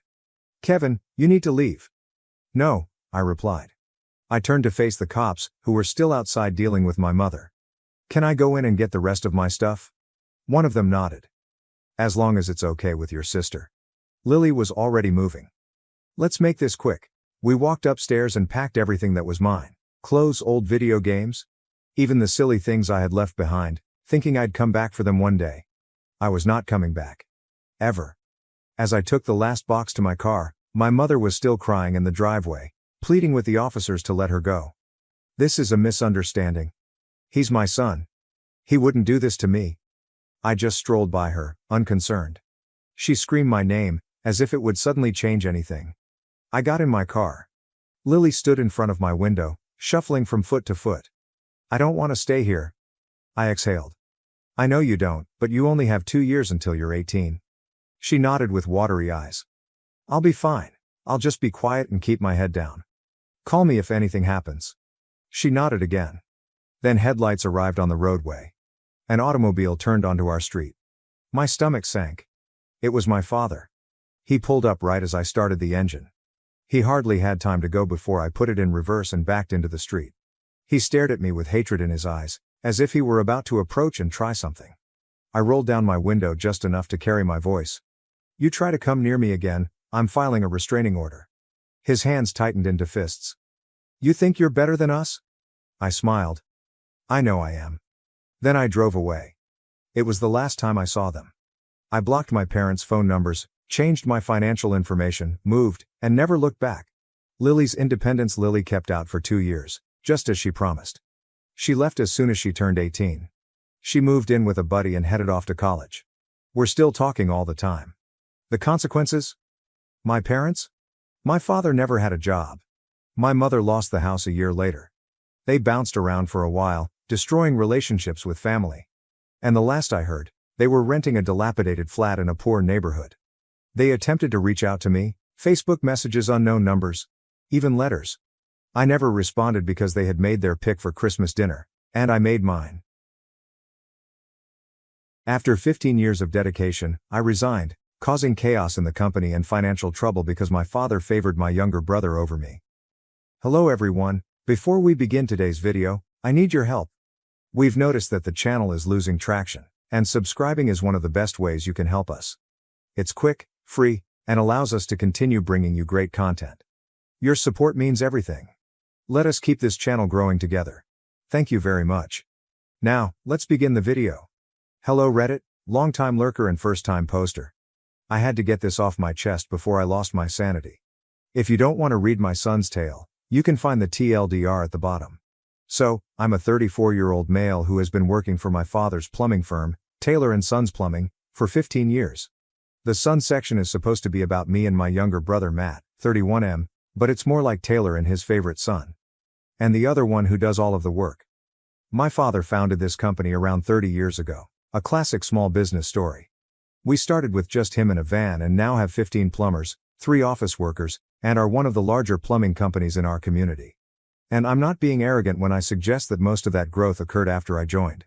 After high school, I attended college to study business management for 4 years, earning an official degree. Meanwhile, my brother Matt barely graduated high school and required 6 years to complete a 2-year degree at a community college. While I was studying, he was uploading gym selfies and making his way around the local bar scene. After graduation, I returned home to work for my family's business. Dad emphasized the need of learning from the ground up, so I spent 3 years as a plumber's assistant, unclogging toilets, crawling beneath houses, and dealing with others' physical. Fine, whatever. I got it. Can't manage plumbers if you don't know what they do. I worked my way up, obtained my master plumber's license, which is a massive pain in the ass, BTW, and learned scheduling, inventory, and all of the boring but essential stuff that keeps a business running. I worked 60-hour weeks for years, missed my friends' weddings due to emergency calls, and did not date for around 5 years. Who has time? Then I finally made it. I became operations manager about 5 years ago. I began implementing all of the systems I had been planning. Digital scheduling, better inventory management, follow-up calls following jobs. Our reviews went from 3.5 to 4.8 stars. Revenue increased by 40% in 2 years. Dad genuinely appeared impressed for once. Then Matt shows up. Enter Matt. Until now, my brother had been bouncing between bartending and finding himself. Suddenly, he decides he wants to join the family business. Keep in mind that this guy has never exhibited any interest in plumbing. I can't tell the difference between PVC and copper pipe. I think a P-trap is something you use to catch animals. But Dad is absolutely thrilled. His golden boy has finally joined the family legacy, and this is where everything goes to hell. Dad offers Matt a made-up title like Director of Client Relations, and a salary that is 80% of mine, despite the fact that I've been there a decade longer. Matt is assigned an office with a window. Meanwhile, I am still in the converted closet adjacent to the restroom. What's his job? Taking clients to lunch. We're posting on our social media. Occasionally showing up at project sites to photograph our plumbers working, always making sure to include himself in the shot, as if he's overseeing. He arrives around 10 a.m., has 2-hour lunch breaks, and departs at 4 p.m., due to traffic. Every staff meeting, Dad compliments Matt on bringing in some minor contract while completely disregarding the fact that I recently optimized our whole billing system and saved us $50,000 per year. It's as if I'm invisible. There was one instance when I spent weeks putting together a bid for this massive commercial project, the largest contract we'd ever pursued. I'm talking about binder-thick proposals. I even pulled an all-nighter to finish it. On the day of the meeting, Dad brings Matt along. Matt had not read a single page of the proposal. Matt, who was hungover, kept racing to the bathroom. Matt, who described the client's building as that big place with the sign, throughout the meeting. We received the deal anyway since my figures were good. On the drive back, Dad couldn't stop gushing about Matt's connection with their team and how his people skills sealed the deal. My contribution? Dad commented that my attention to detail was beneficial. Helpful. As if I were the freaking office assistant. Moms know better when I try to talk to her about it. She gives me a sad expression and says things like, "You and your brother are just different kinds of people. Not everyone can be as organized as you are." As if competence were a character fault. The final straw. One day, I overheard Dad speaking with Matt in his office. The door wasn't completely closed. Dad was talking about succession planning. When you take over the company, and asked Matt if he wanted to learn about the finances. My name did not come up. Not even once, not even, maybe your brother can help you with the accounting, or something. The company I helped establish. The company I've dedicated my entire adult life to. And I am not even considered a prospective future owner. Just the workhorse who keeps things going while Matt takes the spotlight. Keeping my head down. I kept my head down and finished the work. It was not like I could do something about it. Then, around 9 months ago, our administrative assistant quit. She had been with us for 5 years but received a better offer elsewhere. Dad said we needed to hire someone with more office management experience because we were expanding. Enter Julie, 29 Fahrenheit. Something resonated with me the moment she walked through the door for her interview. She walked with confidence, her dark hair was always in a perfect bun, and her emerald eyes seemed to see right through all the bogus corporate BS. She wasn't one of Matt's typical Instagram model types, but she was stunning in a refined, put-together sense. Her resume? Impressive as hell. Business degree. Experience managing offices for firms far larger than ours. There are numerous accounting software and business operations certifications available. Dad was so thrilled that he hired her on the spot. Something he never does. Julie changes everything. How about her first week? She thoroughly restructured our filing system, which hadn't been updated since the 1990s. Is this her second week? She discovered $20,000 in unpaid invoices from the previous year and collected it. Is this her third week? She confronted my father about our antiquated scheduling system and persuaded him to invest in the software I had been yearning for years. I was essentially in love. We started having lunch together in the break room. We initially discussed only work-related topics. Then we realized we both enjoyed the same true crime podcasts. Then I discovered she enjoys hiking, which I do as well. Then there were movies, novels, and all that. It was so simple to chat to her, unlike those awful Tinder dates where you're trying to think of anything to say. Asking her out after a few months of the lunch thing, I finally got the nerve to ask her out. For real. Dinner on Friday night at that new Thai restaurant downtown. Not the break room, with our sad Tupperware meals. She agreed right away, smiling in a way that made me feel like I wasn't simply the family doormat. We scheduled it for the following Friday. I was ridiculously excited. I even caught myself whistling while fixing a sink on one job site, which completely confused the apprentice working with me. I did not inform anyone at work about our date arrangements. My family has a specific gift for spoiling anything nice that occurs to me, so I decided to remain silent until things got serious. A big mistake. The gut punch. 2 days before our date, I was returning from work when I heard Julie giggling in the hallway.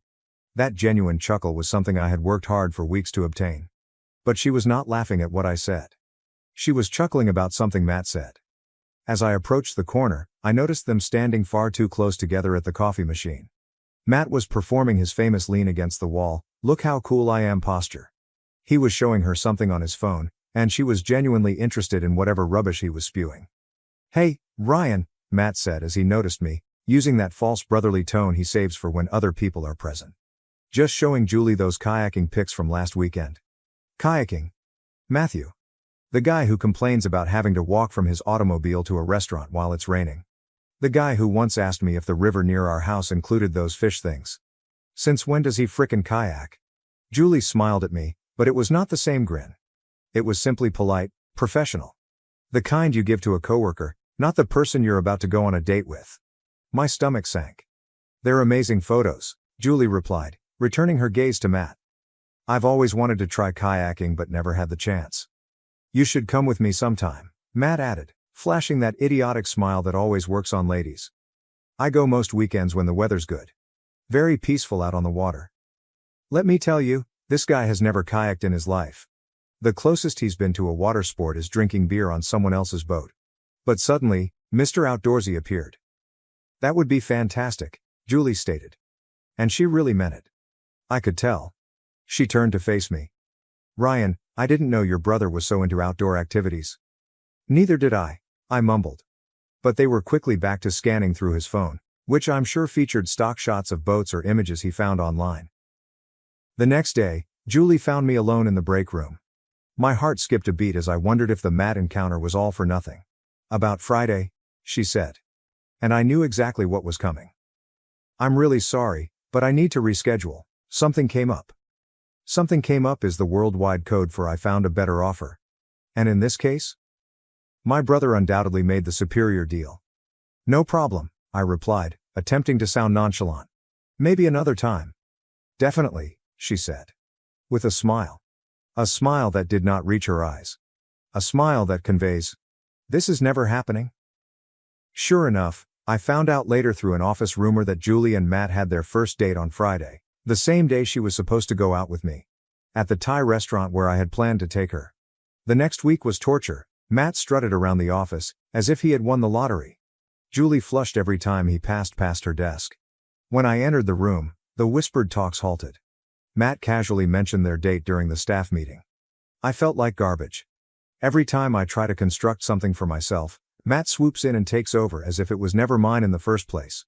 And of course, things got worse. Matt tells Mom everything, so she knew about it right away. She called over the weekend, all thrilled. Have you met this Julie that Matthew is seeing? He says she's just wonderful, so accomplished and pretty. She works at your office. She's our office manager, I replied bluntly. Well, isn't that nice? Matthew says she's very smart. Organized too. Sounds like she and Matthew have so much in common. They share nothing in common. Except for maybe living on the same planet.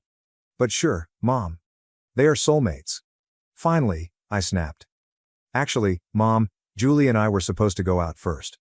I asked her out, and she said yes. But then Matt swooped in. There was a prolonged pause. I could almost hear Mom trying to assimilate this information in a way that would not make her beloved Matthew appear terrible. Well, sweetie, you know how these things go. Sometimes people just connect. Matthew has always been so charming with the ladies. You're more, well, focused on work. Seriously. Not everyone appreciates that like they should. She basically said, Matt's hot and fun. You're boring. Deal with it. The new power couple. And that's how it began. Matt and Julie, Taylor & Sons Plumbing's new power couple.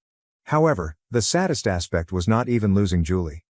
It was seeing her gradually comprehend who Matt truly was, and pretending not to notice it.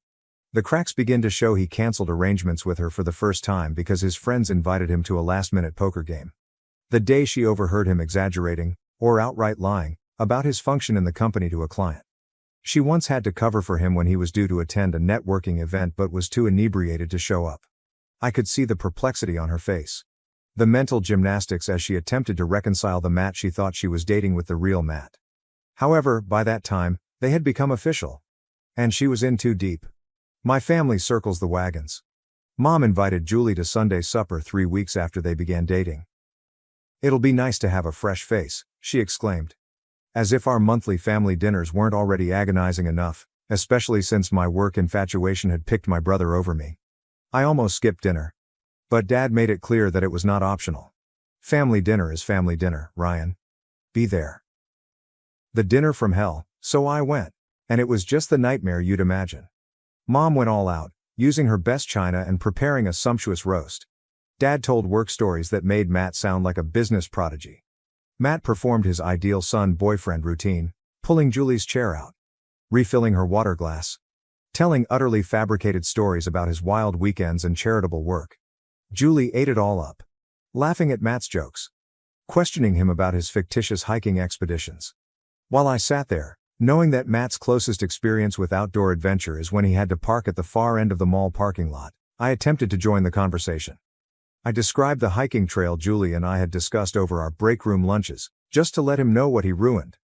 Oh, Matt was just telling me about that place, Julie cried, turning to him with excitement. You've been there too? Been there, Matt asked, laughing. I practically live on that trail in the summer. Sure. He is suddenly Bear Grylls. The promotion I deserved at supper happened 6 months ago. They have been formally dating ever since. Anyway, I focused on myself and tried to adjust, praying that things would improve for me. I persuaded myself I didn't really care about what slipped through my fingers. I knew fantastic things would happen. About a month after that dinner, I was ultimately promoted to senior operations manager. After 15 years of killing myself for this company, this was meant to be a big deal. Increased responsibility, better pay. Most importantly, the company's car. Nothing fancy, just a new Ford F-250 with ample towing capacity for transporting equipment to job sites. The announcement that almost was worth it. Dad made a major announcement during our monthly staff meeting. After years of dedicated service, Ryan is being promoted to senior operations manager. This comes with a nice raise and the new company truck we just purchased. Well deserved, son. For once, I felt as if my effort was being recognized. I even allowed myself to get enthusiastic about having a great vehicle for the first time in my life. Instead of my rusted-out Chevy, which is held together with duct tape and prayers. And then came Sunday dinner. Fast forward to Sunday dinner. Mom's preparing her renowned pot roast. Dad's talking about a client. Matt has his arm around Julie, as usual. I'm just hoping to get through the lunch without saying anything I'll regret. Then Dad clears his throat and sets down his fork. I've got an announcement to make, says the man. I immediately tighten up.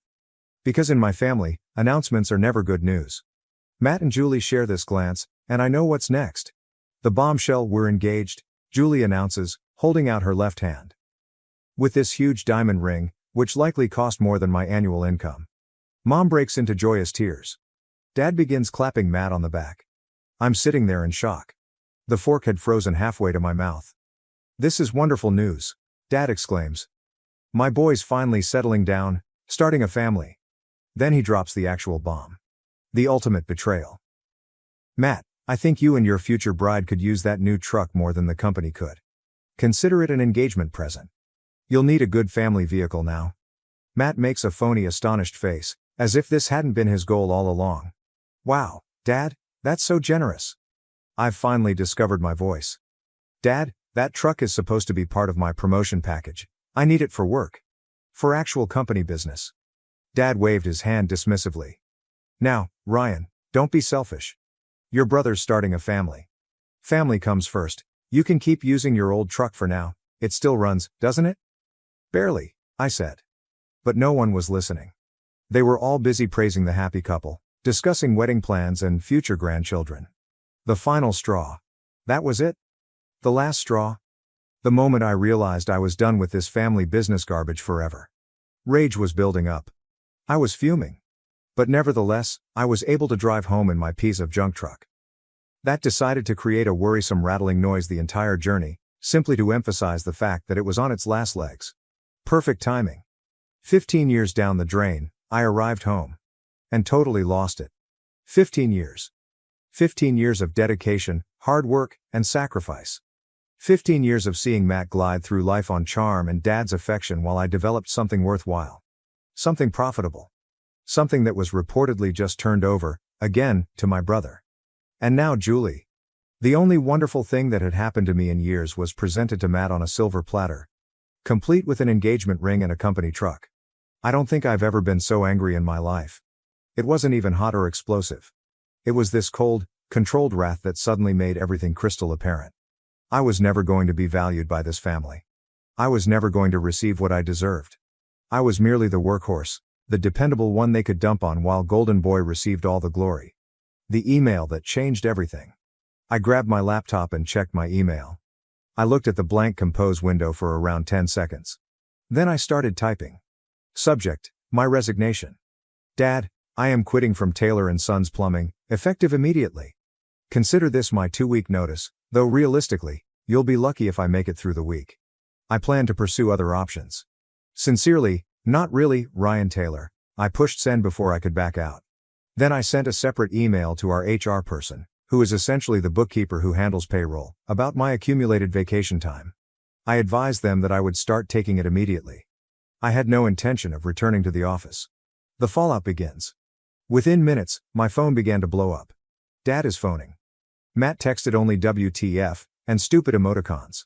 Mom left sobbing voicemails about how I was tearing the family apart and being overly dramatic. Then Julie called. I let that call go to voicemail. Ryan, it's Julie. Your dad told me you quit. What's going on? Please call me back. As if she didn't know. As if she hadn't been a part of the entire disaster. I disregarded them all. I turned off the phone and began updating my resume. I was finished.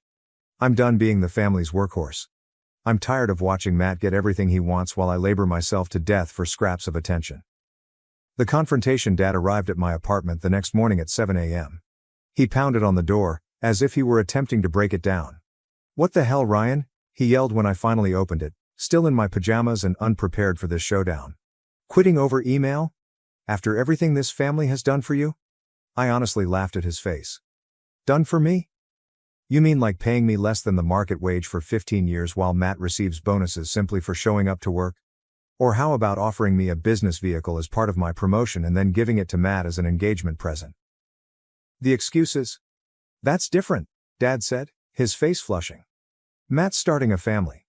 He needs our support. And I don't? I've been supporting this entire family for years. Who do you think keeps the business going while Matt is away enjoying 2-hour lunches and posting on Instagram? Dad's face became even redder. Do not talk about your brother in that way. Matt brings in clients, he is the company's face. And I am what? What about the workhorse? The sucker who actually performs the work while Matt takes all the credit? I am done, Dad. Let Matt manage your business. You don't need me, anyway. The final goodbye. I started to close the door, but Dad's foot got in the way. Classic. You walk away from this company, you walk away from this family, he told me. It was all very dramatic, as if we were watching a horrible television program. I looked him dead in the eyes. If this is how family treats each other, maybe it's for the best, I replied, pushing the door so firmly that Dad had to shift his foot. He pounded and yelled for a bit before giving up and leaving. The aftermath begins. The next day, Matt arrived. I didn't even open the door, but yelled through it that he needed to go before I called the cops. He attempted the "come on, bro, don't be like that" thing, but I wasn't buying it.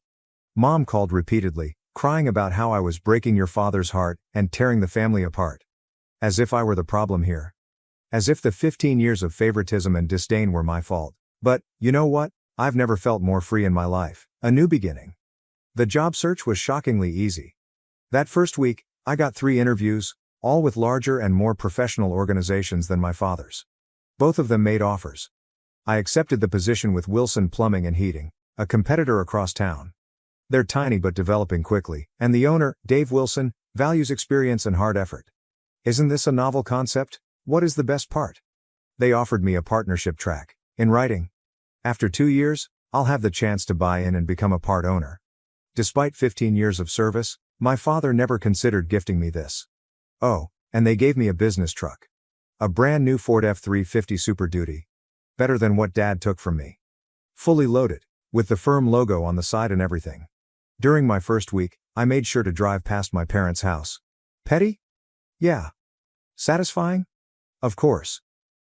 Watching Taylor & Sons fall apart, meanwhile, the Taylor & Sons enterprise crumbled without me. I've been receiving texts from some of the plumbers, who were truly nice guys, and their stories are better than any revenge fantasy I could have imagined.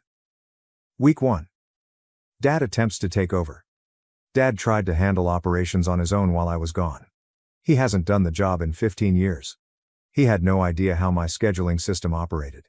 He ended up scheduling 3 distinct crews on the same day. Then there was no one available for an emergency call at the hospital. That's a large account that I've personally managed for years. They were not pleased. Week 2, Matt gets promoted. Dad delegated responsibility for operations to Matt since he was in over his head. Matthew. He can't even remember to arrange his own dental appointments.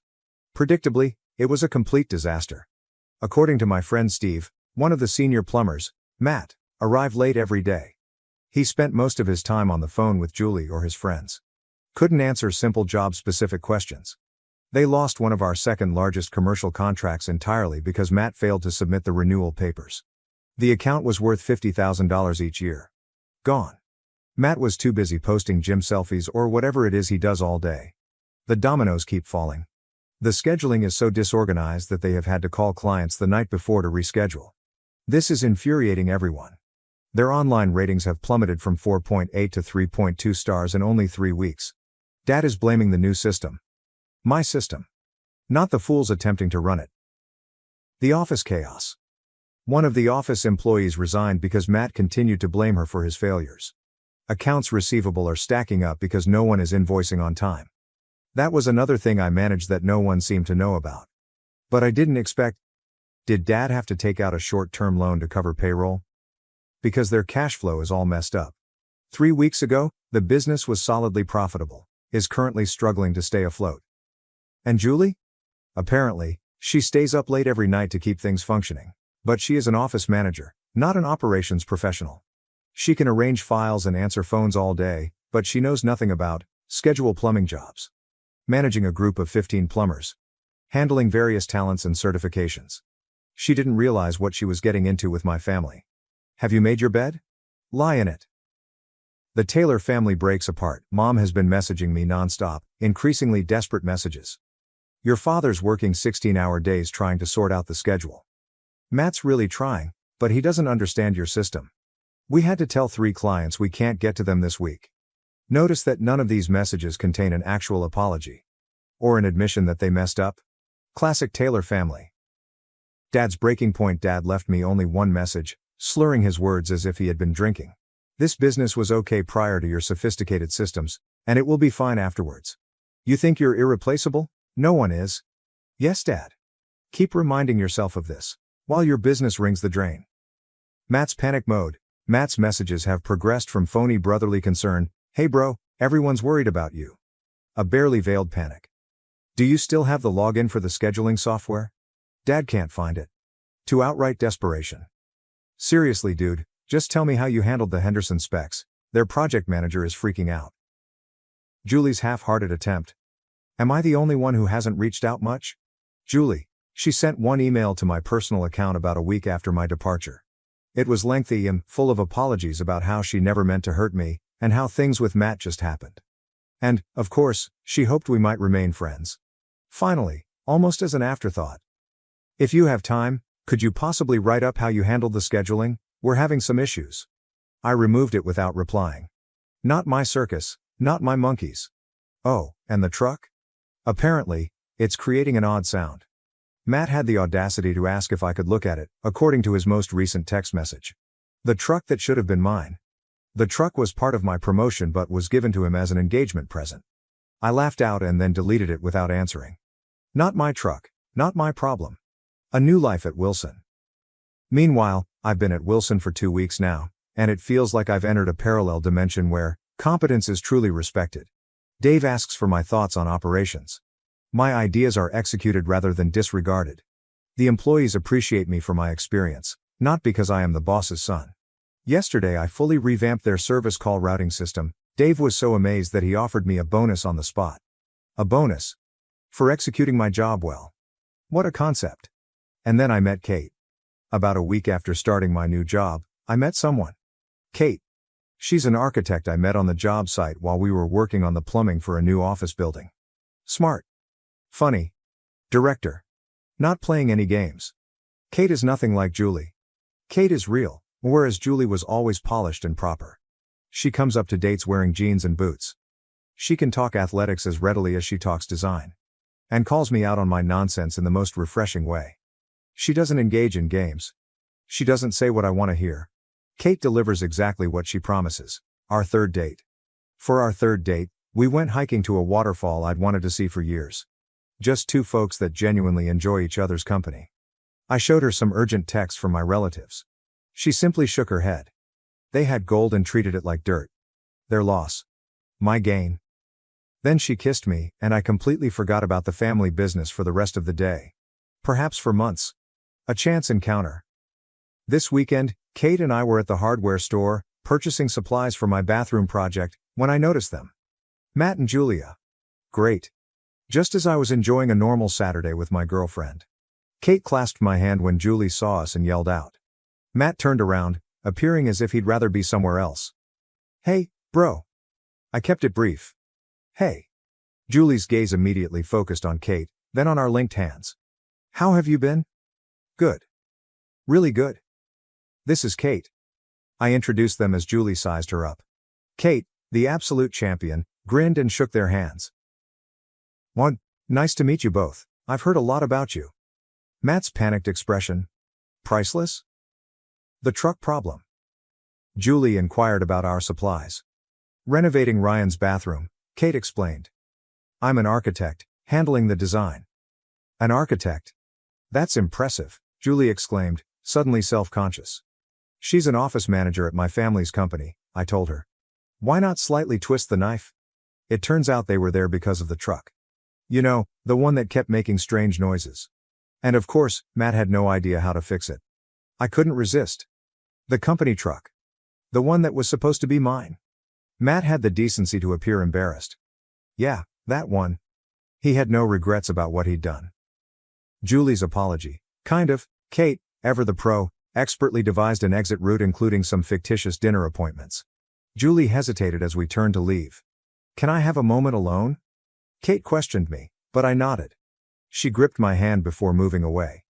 Julie moaned, appearing tireder than I had ever seen her. "The engagement? Taking it slow?" Translation: Matt's true colors were showing.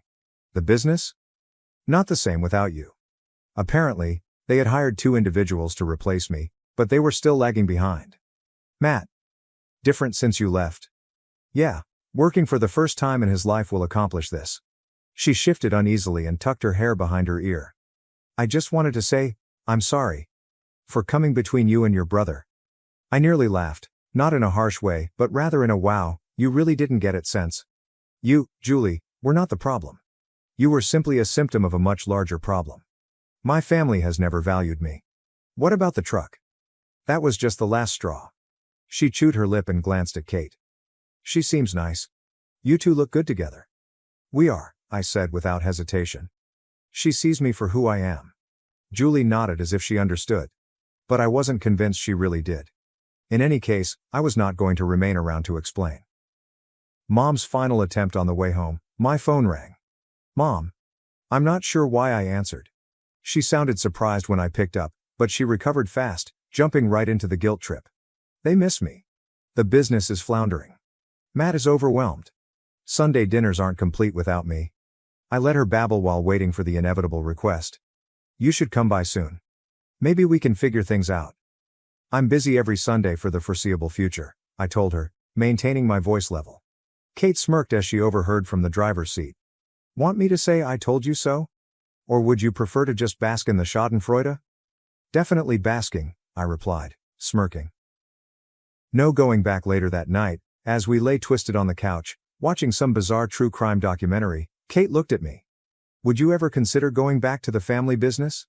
I didn't even need to think about it. Not even for a second. She grinned, delighted with the response.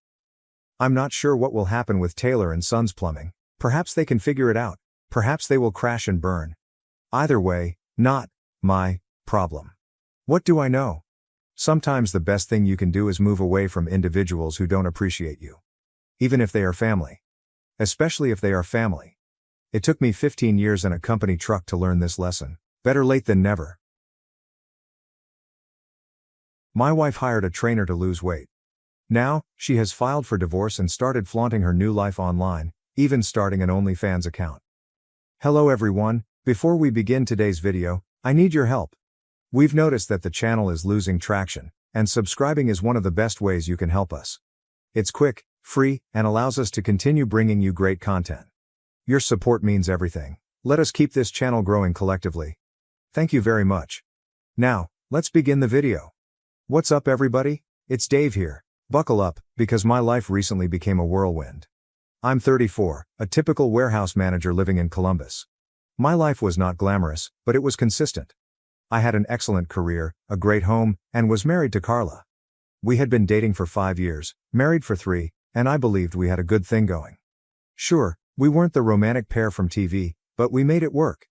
Bills were paid, we had date evenings, and the occasional disagreement was simply typical married stuff, or so I thought. Carla decided to embark on a major fitness adventure approximately 6 months ago. It came out of nowhere, but I was already on board. She joined an elite gym downtown that resembled more of a spa than a gym. She hired a personal trainer, Justin, and soon began discussing meal prep, macros, and detox programs. I did not mind. In fact, I encouraged her. Everyone should feel good about themselves, right? Plus, I believed it was simply a phase, similar to her brief knitting passion or her interest in tarot cards. At first, I even pitched in to assist her. I began taking on more of the housework, such as dishes, clothes, and groceries, so she could devote more time to her workouts. I figured that was a way to show her I cared. However, things began to change gradually, and not in a positive way. Carla's ego grew in proportion to her loss of weight. She got fascinated with her reflection, spending hours in front of the mirror perfecting her gym attire or photographing the perfect progress shot for Instagram. She wasn't doing it just for herself. She wanted an audience. I remember once suggesting that we see a movie together. It was Friday night, and I figured we could unwind like old times. She scoffed. "Dave, I don't have time to sit around, I have goals to crush." "Goals? What goals?" I inquired. We weren't discussing running a marathon or conquering Mount Everest. She was simply lifting weights and drinking green sludge. But I just shrugged it off. Perhaps I was being unreasonable. Then came the morning, which began like any other. I was half asleep, nursing my coffee before heading to work, while Carla was drinking her normal kale spinach catastrophe smoothie. She was dressed in her exercise clothes and swiping through her phone as if her life depended on it. She unexpectedly says, "I deserve more in life." I glanced up, still sleepy. "Huh? More of what?" She set down her smoothie and glanced at me, very serious. "My marriage is holding me back, Dave. I'm filing for divorce." I promise, I assumed it was a joke. I even laughed, thinking she was joking with me, but she wasn't. Her expression was stone cold. "I've outgrown this," she replied, as if I were an old piece of furniture she was about to discard. "You wouldn't understand," she explained. I sat there, fully unprepared. My wife, the lady I'd spent years with, casually dropped this on me like it was no big deal. I tried to digest her words, but all I could feel was a mix of amazement and wrath rising in my chest. "What do you mean you've outgrown this?" "Outgrown what?" I questioned you. She sighed, as if I were a child with too many questions.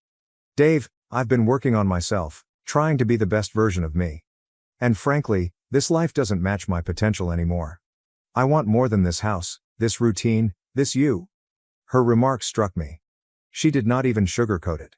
She saw me as part of the problem. Our existence together was no longer good enough for her. She grabbed her workout bag and walked out the door without saying goodbye. I sat there, staring at the half-empty glass of green sludge she'd left behind, wondering what the heck had happened. The day at work was a blur. I went through the motions, but my thoughts were focused on Carla. Was this real? Was she really abandoning me? We had had disputes previously, but divorce? It was so sudden and premeditated, and the way she said it, as if she'd been practicing this speech for weeks, made it plain she'd already made up her mind. Over the next few days, the flaws in our marriage became more clear. She hardly spoke to me unless it was to divide the house or set up mediation. She began staying out late, claiming she was at the gym or with friends. Her phone was glued to her hand, and her Instagram was flooded with selfies and messages like, "New chapter, who this?" and "Living my best life." Each post was a punch in the face, a reminder that she'd already moved on mentally, even though the paperwork hadn't been signed.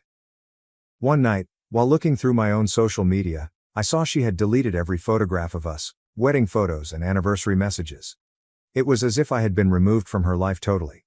Meanwhile, her new photos were flooded with likes and comments from people praising her. "You're glowing. Such an inspiration." It made me sick. None of these individuals realized who Carla really was or what she was putting me through.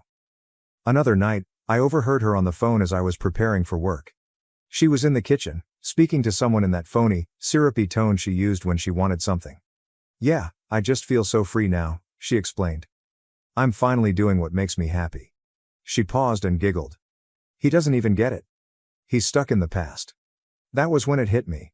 Carla wasn't simply leaving me, she was reinventing herself, and I was the anchor she was letting go.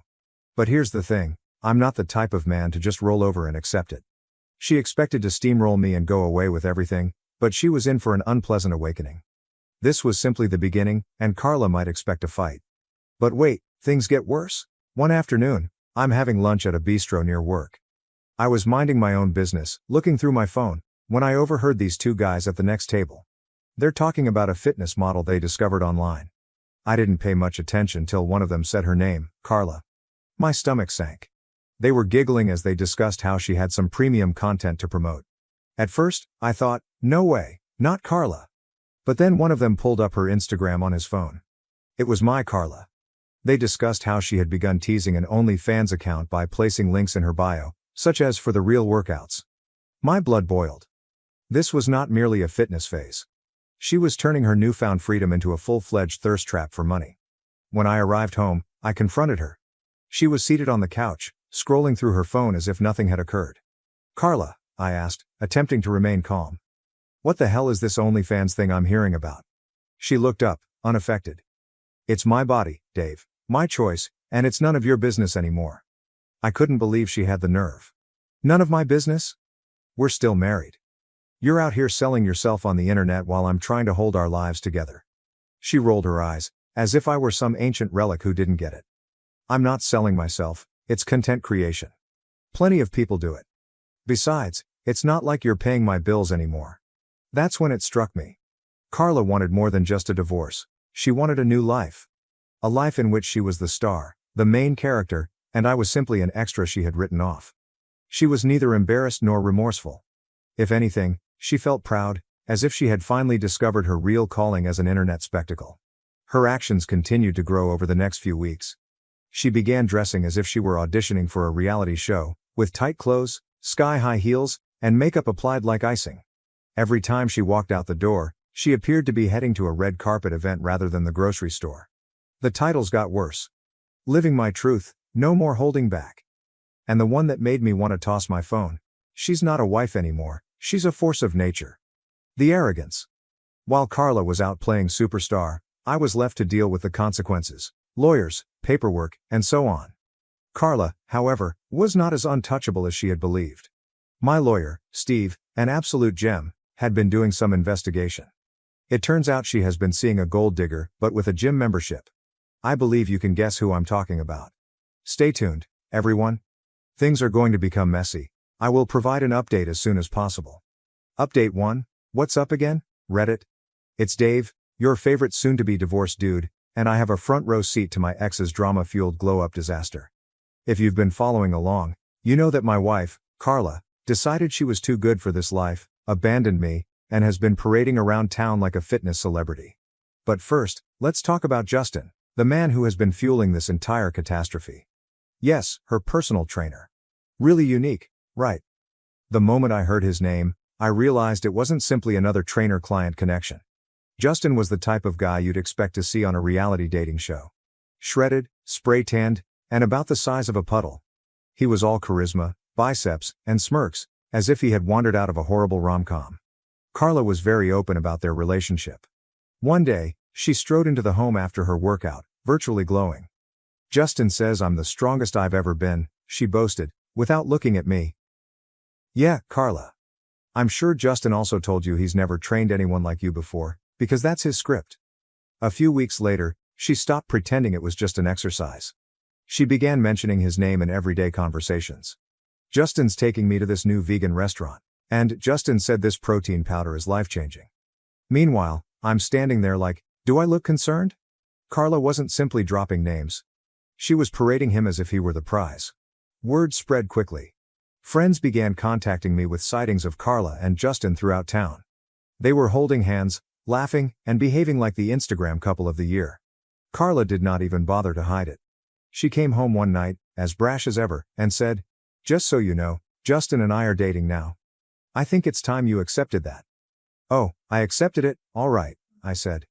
Accepted that my wife had turned into a full-blown caricature of entitlement.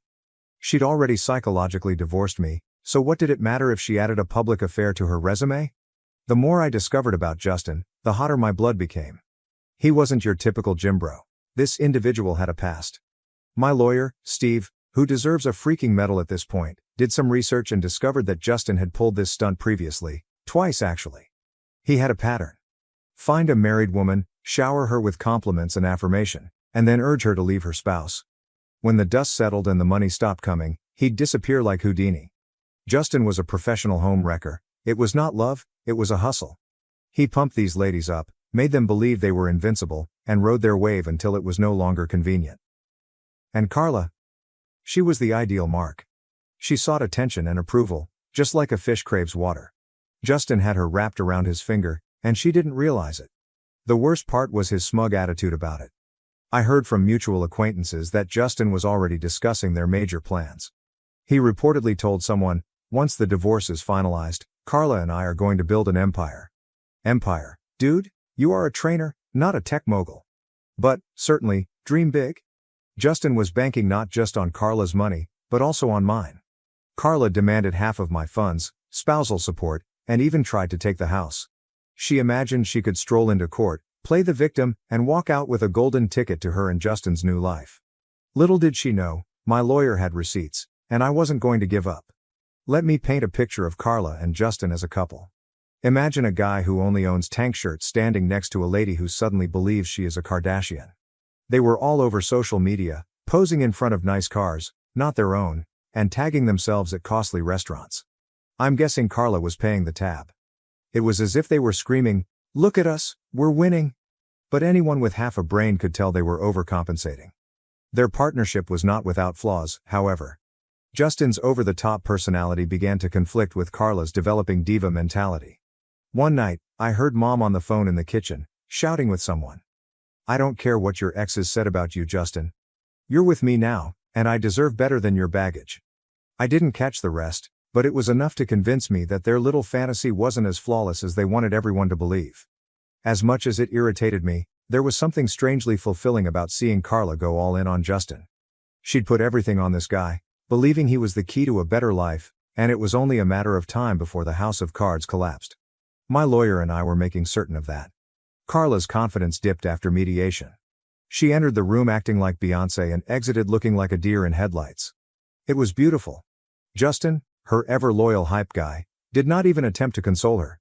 He simply sulked behind her, scrolling through his phone. That was my first indication that their small empire was not as strong as Carla had led everyone to believe. But let's go back a little bit. Mediation was not only a setback for Carla, it was a calamity. She expected to come in, cry a little, and go with the house, half my savings, and spousal support. Carla's counsel portrayed her as an underappreciated wife who gave up all for my mediocre goals. Do you have mediocre dreams? I'd been working my ass off at this warehouse job for years. Steve, my lawyer, was prepared. He provided spreadsheets, screenshots, and even credit card stubs to back up my claims. Carla had been depleting our joint account for months before she filed for divorce.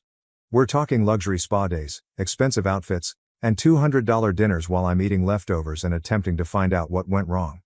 Steve made sure the court saw every dime she squandered. Then came Justin's skeletons. His previous romances, his habit of sweet-talking married women, and how he always bailed when the money didn't flow as planned. What about the cherry on top?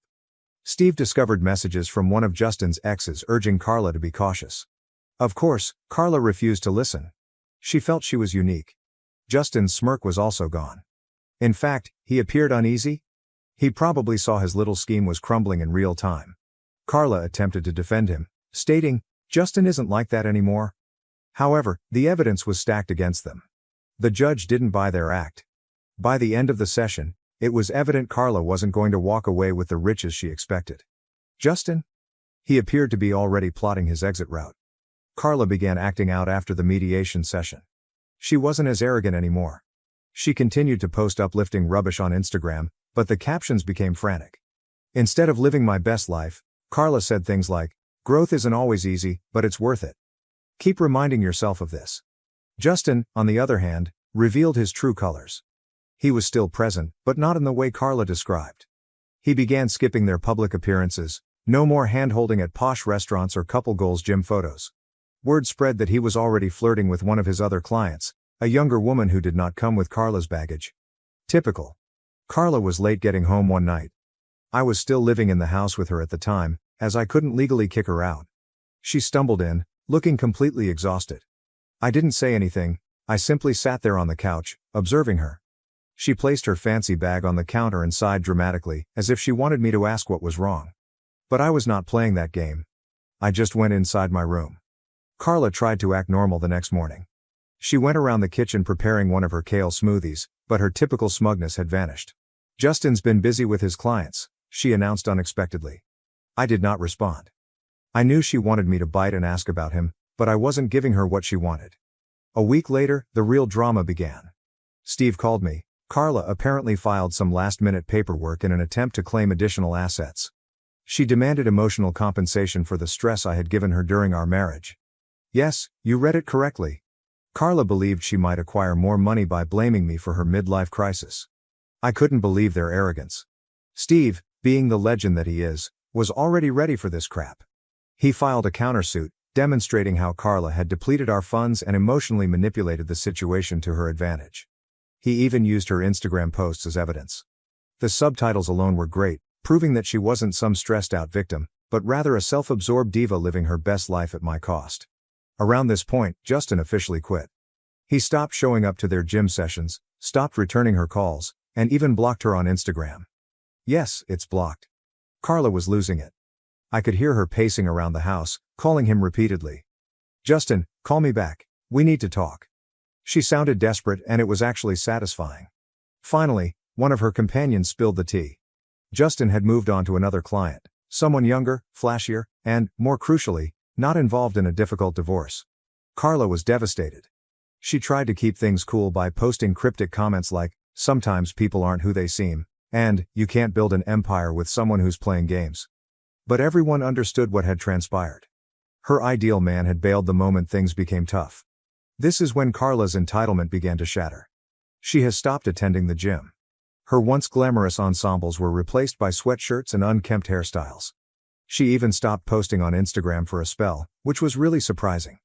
It was as if her entire identity was linked to Justin and the vision of their new life. Without him, she had no idea what to do. One evening, she attempted to speak with me. "Dave," she started, standing in the living room doorway, "I think we need to reevaluate everything. This divorce, it's been hard on both of us." I gazed at her, waiting for the punchline. "What are you getting at, Carla?" She sighed heavily, as if she were the victim here. "I just think maybe we rushed into all of this. I mean, we had good times, didn't we?" I nearly laughed. "Carla, you filed for divorce. You told me I was holding you back, remember? Now that Justin's gone, you're having second thoughts? Unbelievable." She tried to play the compassion game by mentioning how lonely she was and how much she had given for this marriage, but I wasn't buying it. "Carla," I interrupted. "You made your bed. Now lie in it." Carla's tiny fantasy world was collapsing, and I didn't have to raise a finger. Karma was doing all of the work. That's all for now, Reddit. I'll keep you posted after the final court ruling, and trust me, you won't want to miss it. Update 2. Hey, Reddit. Dave is back. You've stayed with me this long, so prepare for the grand slam of this whole disaster. If you've been following along, Carla, my ex-wife, believed she could go to court, take everything, and begin her new life with Justin, her personal trainer. But karma came calling, and we're now in the home stretch. Let me explain how the courtroom drama unfolded and why Carla probably wishes she hadn't gone in there. Court day eventually arrived. Carla stepped in, but not with the usual diva strut I'd come to expect. No fancy blazer, no cocky grin, just her and her lawyer, marching into detention with the confidence of 2 children. She must have realized things weren't going to go her way. The energy was off, and I honestly enjoyed every moment of it. On the other side, I was with my lawyer, Steve. He arrived prepared, carrying a thick binder that could have served as a doorstop. I was not nervous at this time. I had nothing to lose. Carla had already thrown all of her punches, and I was still standing. Today was about ensuring that I not only survived, but also won. Carla's lawyer began by presenting her emotional compensation claim, which I mentioned earlier, portraying a picture of Carla as a patient wife who had been emotionally exhausted by my lack of support for her personal development. Apparently, my failure to support her fitness journey, also known as her affair with Justin, was a sort of neglect. Steve, my lawyer, let her lawyer speak for a long, enabling them to dig their own hole. Then it was our turn. Steve began by meticulously demolishing their argument. He demonstrated that I had not only supported Carla, but had gone above and above on her so-called fitness journey. He provided evidence that I had taken over home tasks, modified my work schedule, and even pushed her to pursue her ambitions. He read aloud text conversations in which I offered to make her healthy meals, encouraged her gym sessions, and even suggested we join couples fitness classes to deepen our bond. Then Steve dropped the bombshell. Carla's emotional compensation claim was not only unfounded, it was a clear attempt to conceal her own emotional carelessness. He showed emails and texts in which Carla openly mocked me to her friends, calling me dull and dead weight. He also had screenshots of her gushing about Justin and referring to me as her backup plan. The final nail in Carla's coffin came when Steve addressed the financial side of her claim. He showed us our bank statements, revealing how Carla had diverted thousands of dollars from our joint account to fund her lavish lifestyle. Carla's lawyer attempted to argue, but Steve refused to give up. He disclosed the ultimate piece of evidence, Carla's journal entry, which Steve had subpoenaed. Carla had written about her master plan to leave me, get whatever she could out of this marriage, and use the settlement money to start a new life with Justin. When the judge read that, his expression was one of complete amazement. The courtroom was dead silent as the judge flipped through the documents, his stern look becoming more intense with each page. Carla sat next to her lawyer, looking agitated, her polished nails nervously pounding on the table. Her confidence, which she had displayed so brazenly during mediation, had vanished into thin air. I sat across from her with my lawyer, Steve, feeling a mixture of expectation and joy. This was it. The moment Carla's tale would crumble. The judge began by considering Carla's emotional compensation claim. Mrs. Patterson, he continued, his voice steady yet forceful. Your request for emotional compensation lacks any substantive evidence. He stopped, allowing the words to sink in before continuing. While emotional anguish is a relevant component in some situations, this court expects concrete and demonstrative evidence. Your claims are based on subjective sentiments rather than facts. He focused his attention on Steve's counter-arguments. He detailed phone conversations, bank accounts, and Instagram posts that depicted a far different picture than Carla and her lawyer had attempted to present. Mr. Patterson, the judge continued, speaking to me for the first time. You've shown a clear and consistent pattern of support for your wife throughout the marriage. The evidence presented indicates no signs of emotional maltreatment. In reality, it indicates the reverse. You went above and beyond to meet her requirements and expectations. Carla's lawyer attempted to interject, but stumbled over an objection that the evidence was taken out of context. The judge silenced him with a raised hand. The context is clear, counselor. Let him move on. The judge next went to the financial element of the issue.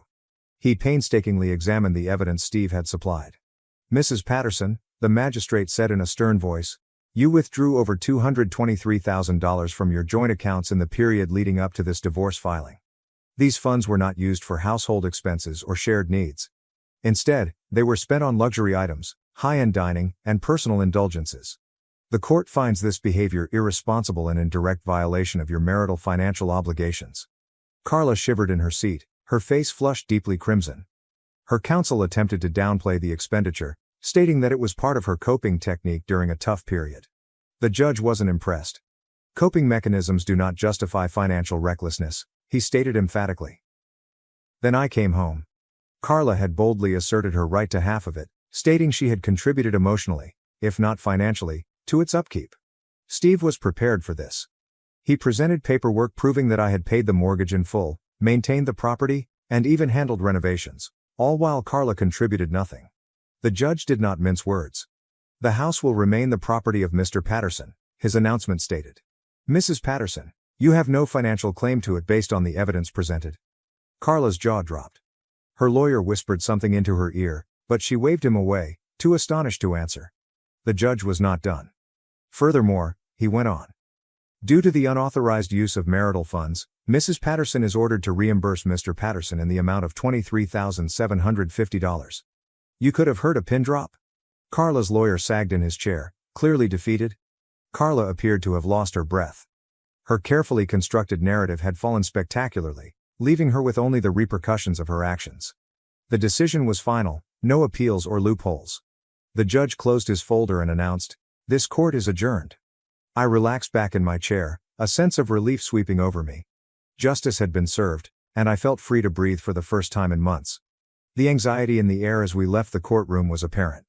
Carla's lawyer was already packing his suitcase and avoiding eye contact with everyone. Carla walked following him, her head lowered. For someone who had entered this process with the confidence of a reality TV star, she suddenly appeared completely defeated. Steve rubbed my back as we walked out.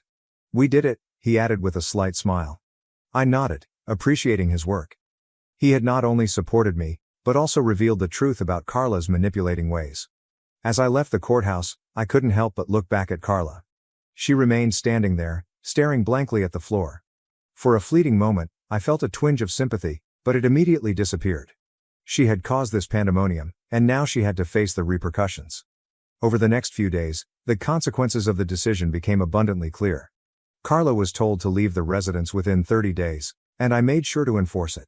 She tried to stall, stating she needed more time to organize her affairs, but I wouldn't budge. I informed her that she'd had plenty of time to prepare while she was busy bragging about her affair with Justin. But reluctantly, she packed her belongings and moved out. It was surprisingly pleasant to watch her leave on that final day. She piled her luxury bags into an ancient automobile, which one of her friends had reportedly loaned her, and drove away without saying goodbye. The house, which had before been filled with tension and hostility, felt unexpectedly tranquil. Carla's financial position deteriorated dramatically. She was left to fend for herself because she no longer had access to my income or the marital funds she had been draining. She attempted to sell some of her fancy clothes and handbags, but it was insufficient to repay the sum she owed me. Word spread that she was borrowing money from friends, who were rapidly bored of hearing her sob stories. Justin, however, has completely vanished. He didn't respond to her calls or messages. Carla unexpectedly arrived at the residence one night, roughly 2 weeks after the verdict.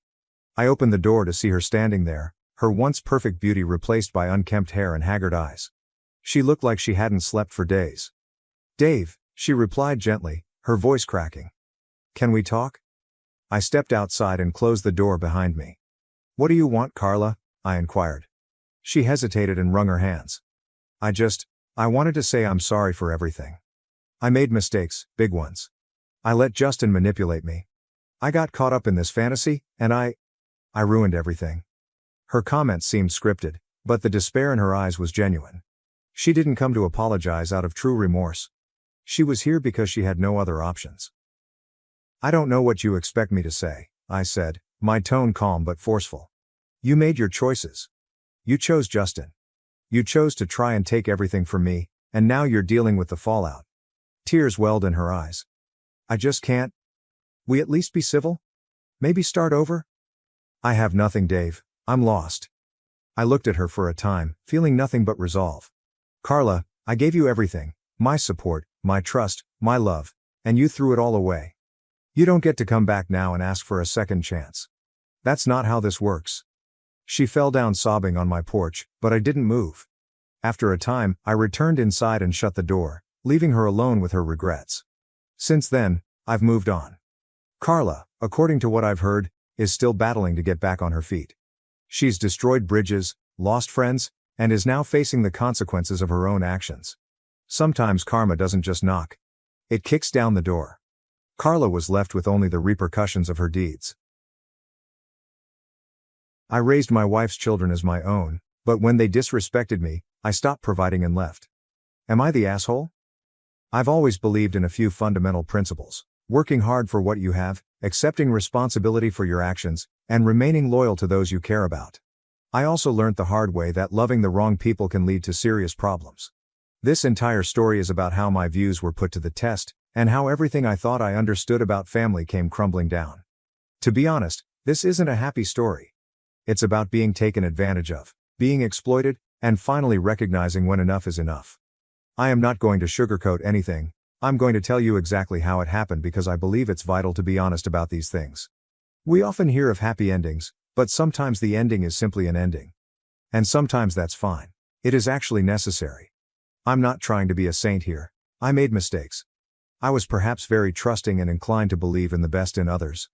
I ignored certain red signs and paid the consequences. However, I also learned a lot. So, how did it all begin? It began with a woman named Amelia. She was widowed. Her husband, a military officer, had died.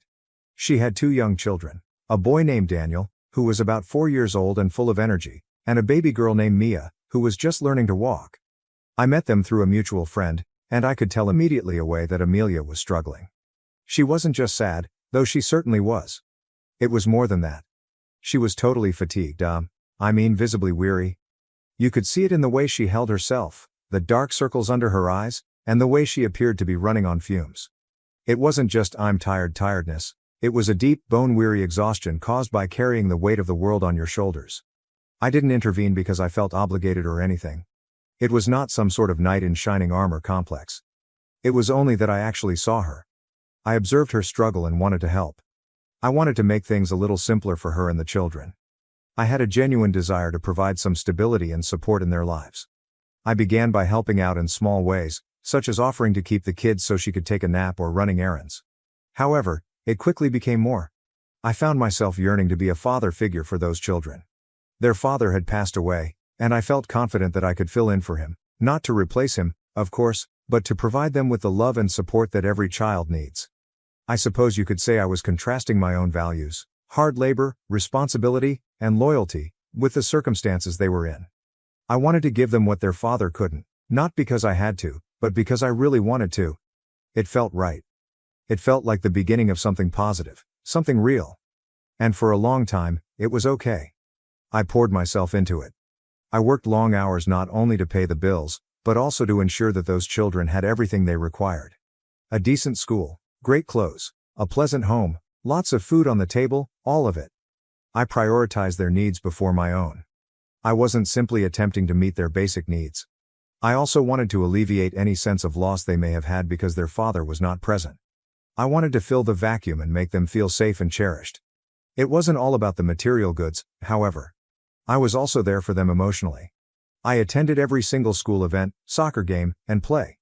I cheered the loudest. I was their biggest fan. I planned birthday parties, family vacations, and did all of the dad things. They answered. They loved me back. They addressed me as Dad, rather than Thomas. And you know what? I believed it. I actually did. I felt like I was the luckiest man alive. I believed I had established a genuine loving family. I was so caught up in the idea, in the desire for it to be true, that I failed to notice the cracks that were beginning to appear. I was so intent on creating the perfect photo that I ignored the warning indications. Looking back, I realized that I was building on a foundation that was not as firm as I had assumed. But at the moment I was fully committed. I invested my heart and soul. I was determined to make this work and be the greatest father figure I could be. I put everything I had into it, and for a while, it appeared to be paying off. We had rituals, conventions, and inside jokes. We were a family. I felt confident that emotion was what kept me going. The initial signals of problems were minor, almost insignificant. A few comments from the youngsters, some backtalk, and a roll of the eyes here and there. Nothing significant. Nothing unusual for children growing up. I brushed it off. I told myself that was just standard teenage behavior, a phase they were passing through. I didn't want to perceive it as more than that. I recall Daniel, he must have been around 13 or 14, making a nasty remark about how I wasn't cool because I wouldn't let him stay out late. Mia, who was a few years younger, responded with a similarly nasty remark. It stung a little, but I laughed it off. I told myself they were only testing boundaries and pushing limits, so as all teens do. As the children grew older, the disdain became more obvious. By the age of 17, Daniel had become a full-fledged teenager. He began ignoring curfews, dismissing any advice I offered, and generally acting as if he was entitled to do whatever he wanted. It was typical teenage rebellion, but it felt different. Sharper, somehow.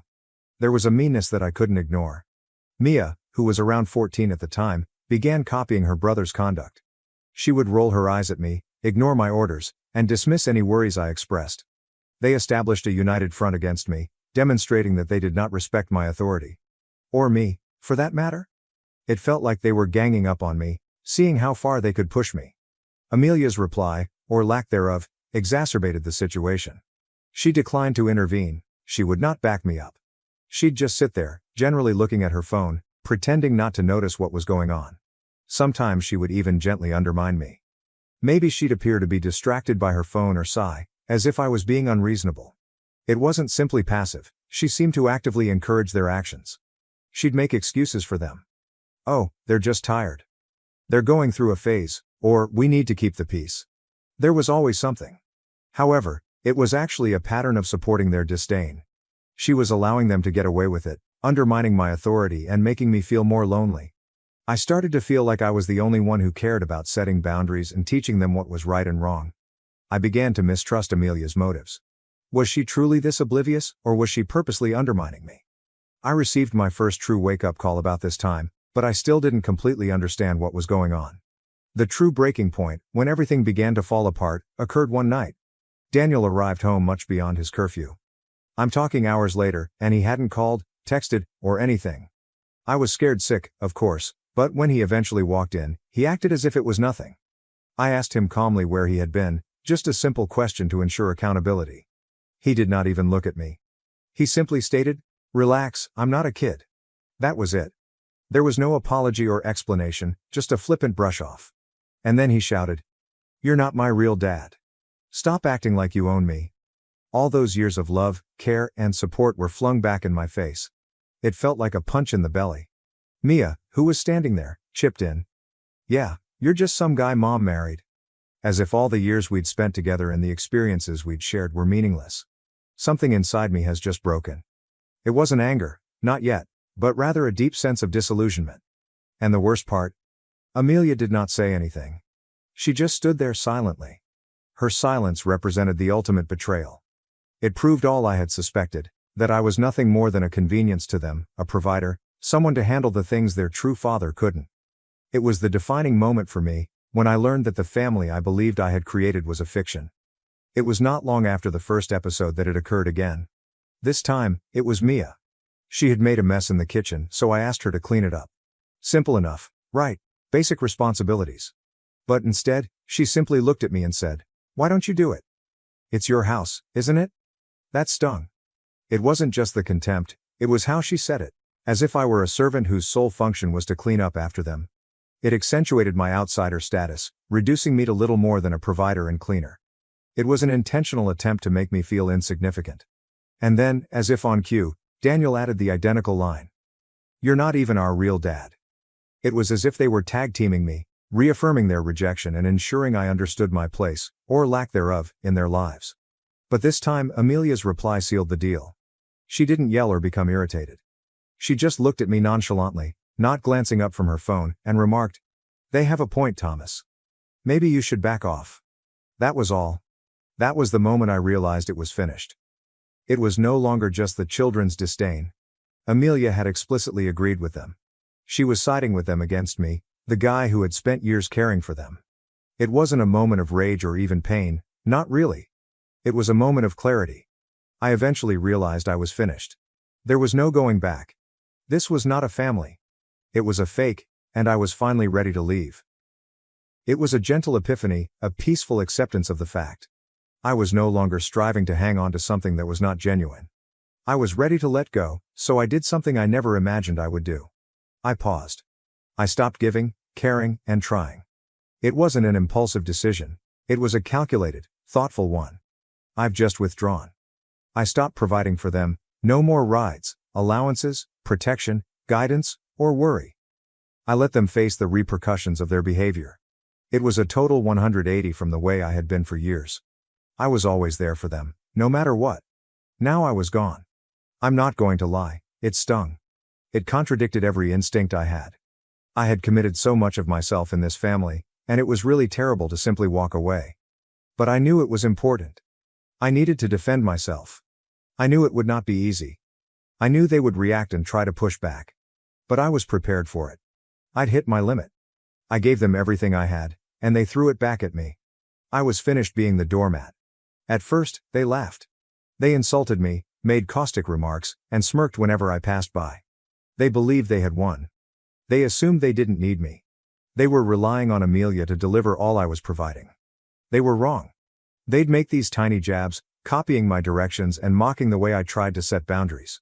They'd exclaim, "Oh, are we breaking the rules?" while rolling their eyes and smirking at each other. It was as if they were attempting to provoke me, to elicit a reaction from me. Oh, Amelia made sure to pick up my slack.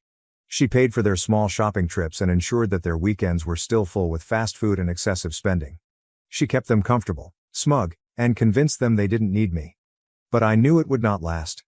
I knew Amelia had few resources. She did not have the same salary as I did. She couldn't keep up that kind of spending indefinitely. So I stayed quiet. I let them have fun. I let them think they could get away with it. I knew the reality check was coming. I didn't participate. I did not argue. I did not react. I simply observed calmly, waiting for the inevitable. It was a strange kind of patience, formed by the conviction that I was correct. I knew their confidence was based on a flimsy foundation that would soon disintegrate. I simply had to wait it out. It was a waiting game. Then, gradually but certainly, things began to alter. Shopping outings became less regular. Fast food trips became fewer and farther between. New garments have ceased emerging. Small changes at first, but visible. Then more problems began to surface. School expenses became an issue. Daniel got into some difficulty at school, and Amelia wasn't sure how to handle it. Mia smashed her phone and had no money to repair it.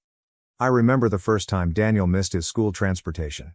He'd always taken it for granted, rarely trying to express gratitude. Now he was alone. He had to run for the bus, and from what I've heard, he barely made it, huffing and puffing, absolutely out of breath. It's a minor detail, but it was symbolic. It was the first noticeable break in their comfy world. And I'll confess it. I felt a sense of satisfaction, not joy, precisely, but a quiet vindication. I knew what it was like to strive and work for everything you had. I recall when I was younger and had to work hard to make ends meet. They, on the other hand, have always received everything. Naturally, I said nothing. I just watched. I could see Mia's frustration when she learned her broken phone would not be magically replaced. I overheard her complain to Amelia, as well as Amelia's increasingly feeble justifications. She was running out of money and realized she couldn't offer everything I had. That following day, Mia had a major breakdown, complaining about how unfair it was that she couldn't have her phone repaired. Amelia finally stated, just above a whisper, that she didn't have the money right now. It was a minor admission, but a crucial one. It was the first time she had openly acknowledged her limited resources. It was the beginning of the end for their denial. The truth of their situation began to seep in. They were beginning to realize that their privileged existence was dependent on me, the person they had so easily discarded and despised. The free ride was ended, and they were beginning to feel the bumps in the road. It was a brutal but necessary awakening. My absence was making itself felt. Not long after the phone incident, Amelia confronted me.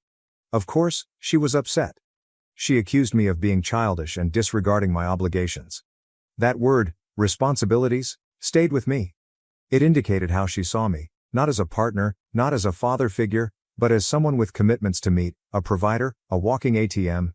She kept blaming me for everything that was going wrong. She felt I was abandoning them, being selfish, and not acting like a man. She tried to make me feel guilty, as if I were the terrible guy. It was all a projection, of course. She was projecting her own failings onto me. I let her rant. I let her say everything, and when she paused for breath, I asked her a simple question. I questioned her why she had never defended me, and why she had always supported the children, even when they were disrespectful. I questioned her why she had let them treat me the way they did. And that is when it happened. That's when the truth eventually emerged. She sneered, and I mean sneered, and said, "Because I agree with them, Thomas. You were never really their father." It felt like a slap in the face, but it also confirmed everything I had assumed. But it did not end there. She went further. She actually stated that she had warned the kids not to let me manage them. "I told them not to let you control them," she claimed. "I raised them alone before you, and I can do it again." That was the real kicker. It was not simply passive passivity, it was deliberate long-term undermining. She had intentionally promoted their disdain and poisoned their minds against me. Daniel and Mia were standing in the corridor, arms crossed, with smug expressions on their faces. It seemed like they were enjoying the show. At that point, I thought, this is it. This is who they really are. Not the sweet, innocent children I had tried to love and care for, but spoiled, entitled brats, enabled by their manipulative mother. Despite the hurt and betrayal, I felt relieved. It was over. The charade was over.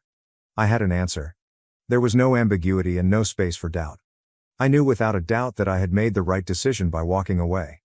The reality was unpleasant, but also liberating. I was finally free. But things worsened before they improved. Amelia's rage, combined with their own sense of entitlement, drove the kids to act out even more. It began with tiny things.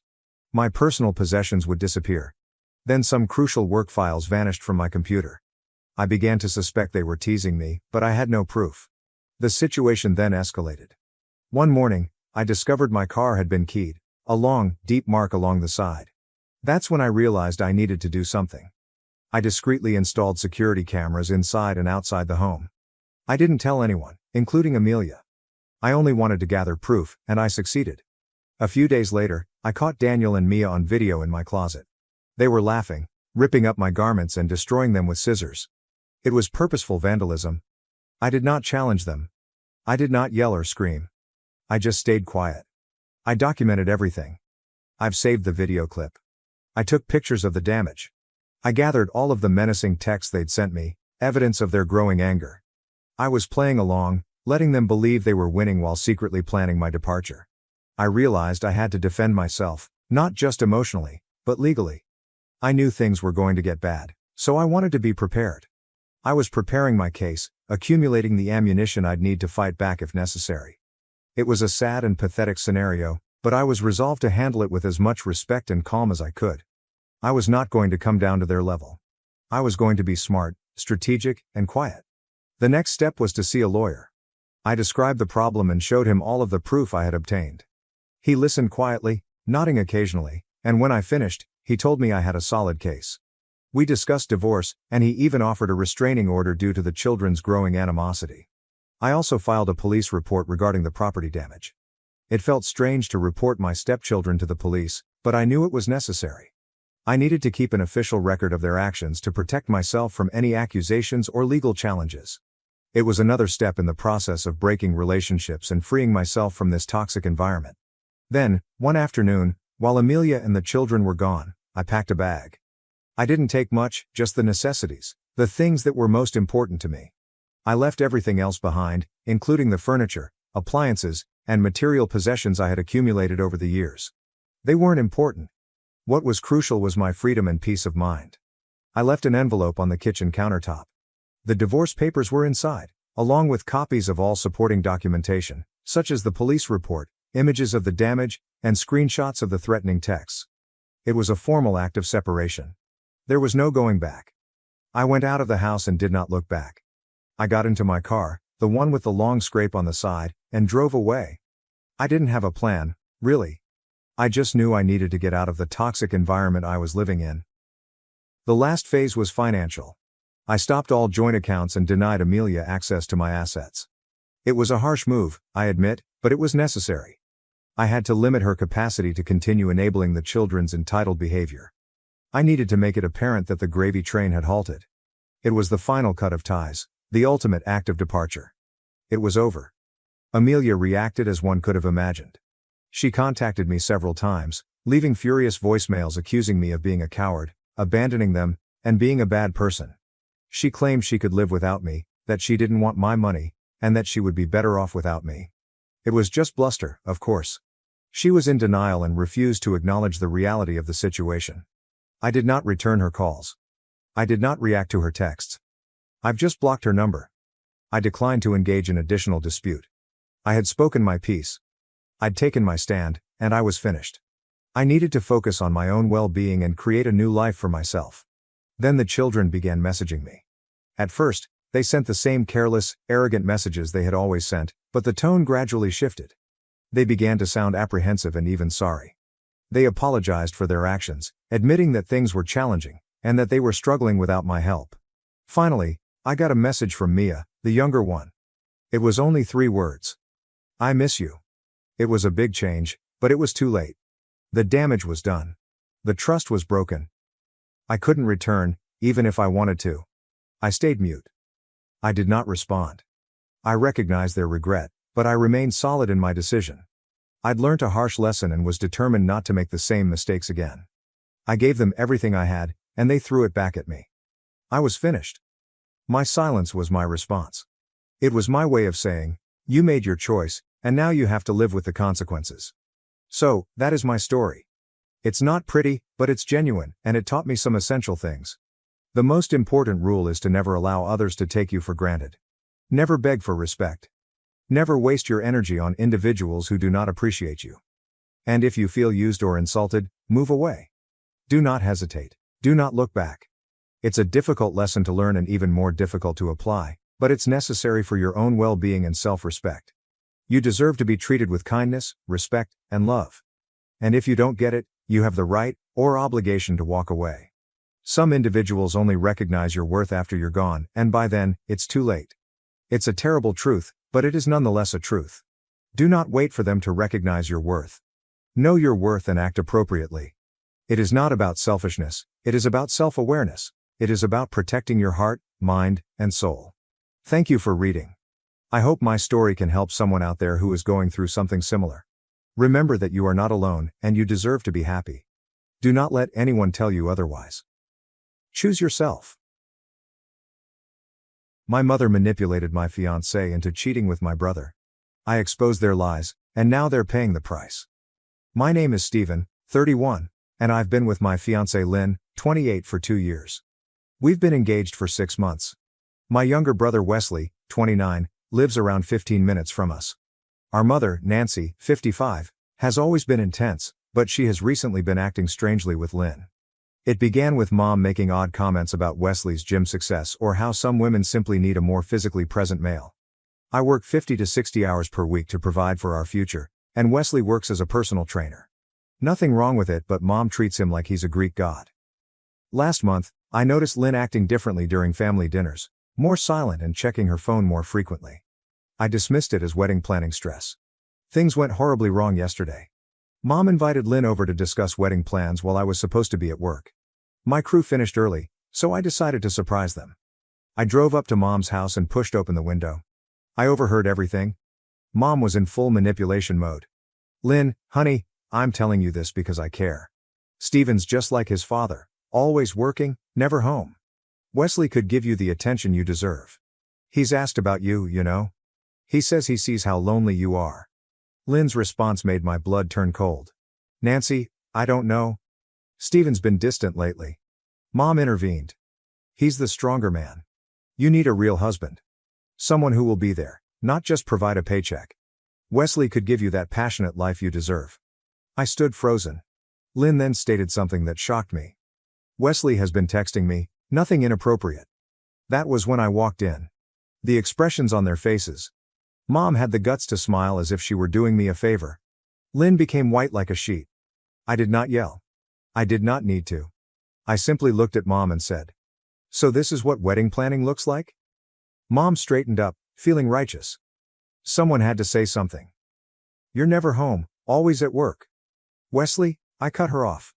Wesley this, Wesley that. Really funny how you never mentioned the 3 failed relationships he's had this year alone. Lynn attempted to explain. Stephen, it's not what you think. Let me see your phone, I requested. There is no more sound. If nothing is inappropriate, show me the texts. She gripped her phone closer. Mom started screaming about how I'm being controlling, how I don't trust Lynn, and how Wesley would never demand to see someone's phone. Rich, coming from the lady who reads her father's emails just to make sure. I walked out. Lynn followed me to the driveway, crying about how confused she was and how her mother had gotten into her head. She vowed to delete Wesley's phone number, as if it mattered nothing. I got home to find 6 missed calls from Wesley. He texted me, "We need to talk, bro." We sure do. Mom has been blowing up my phone all day. Obviously, being paranoid is costing me a nice woman. Dad also called, attempting to maintain the status quo as usual. You know how your mother gets, son? She means well. Means well? She is actively attempting to set up my brother with my fiancé, and Lynn is sleeping in the guest room, claiming she wants space to ponder. Funny how that works. What is the worst part?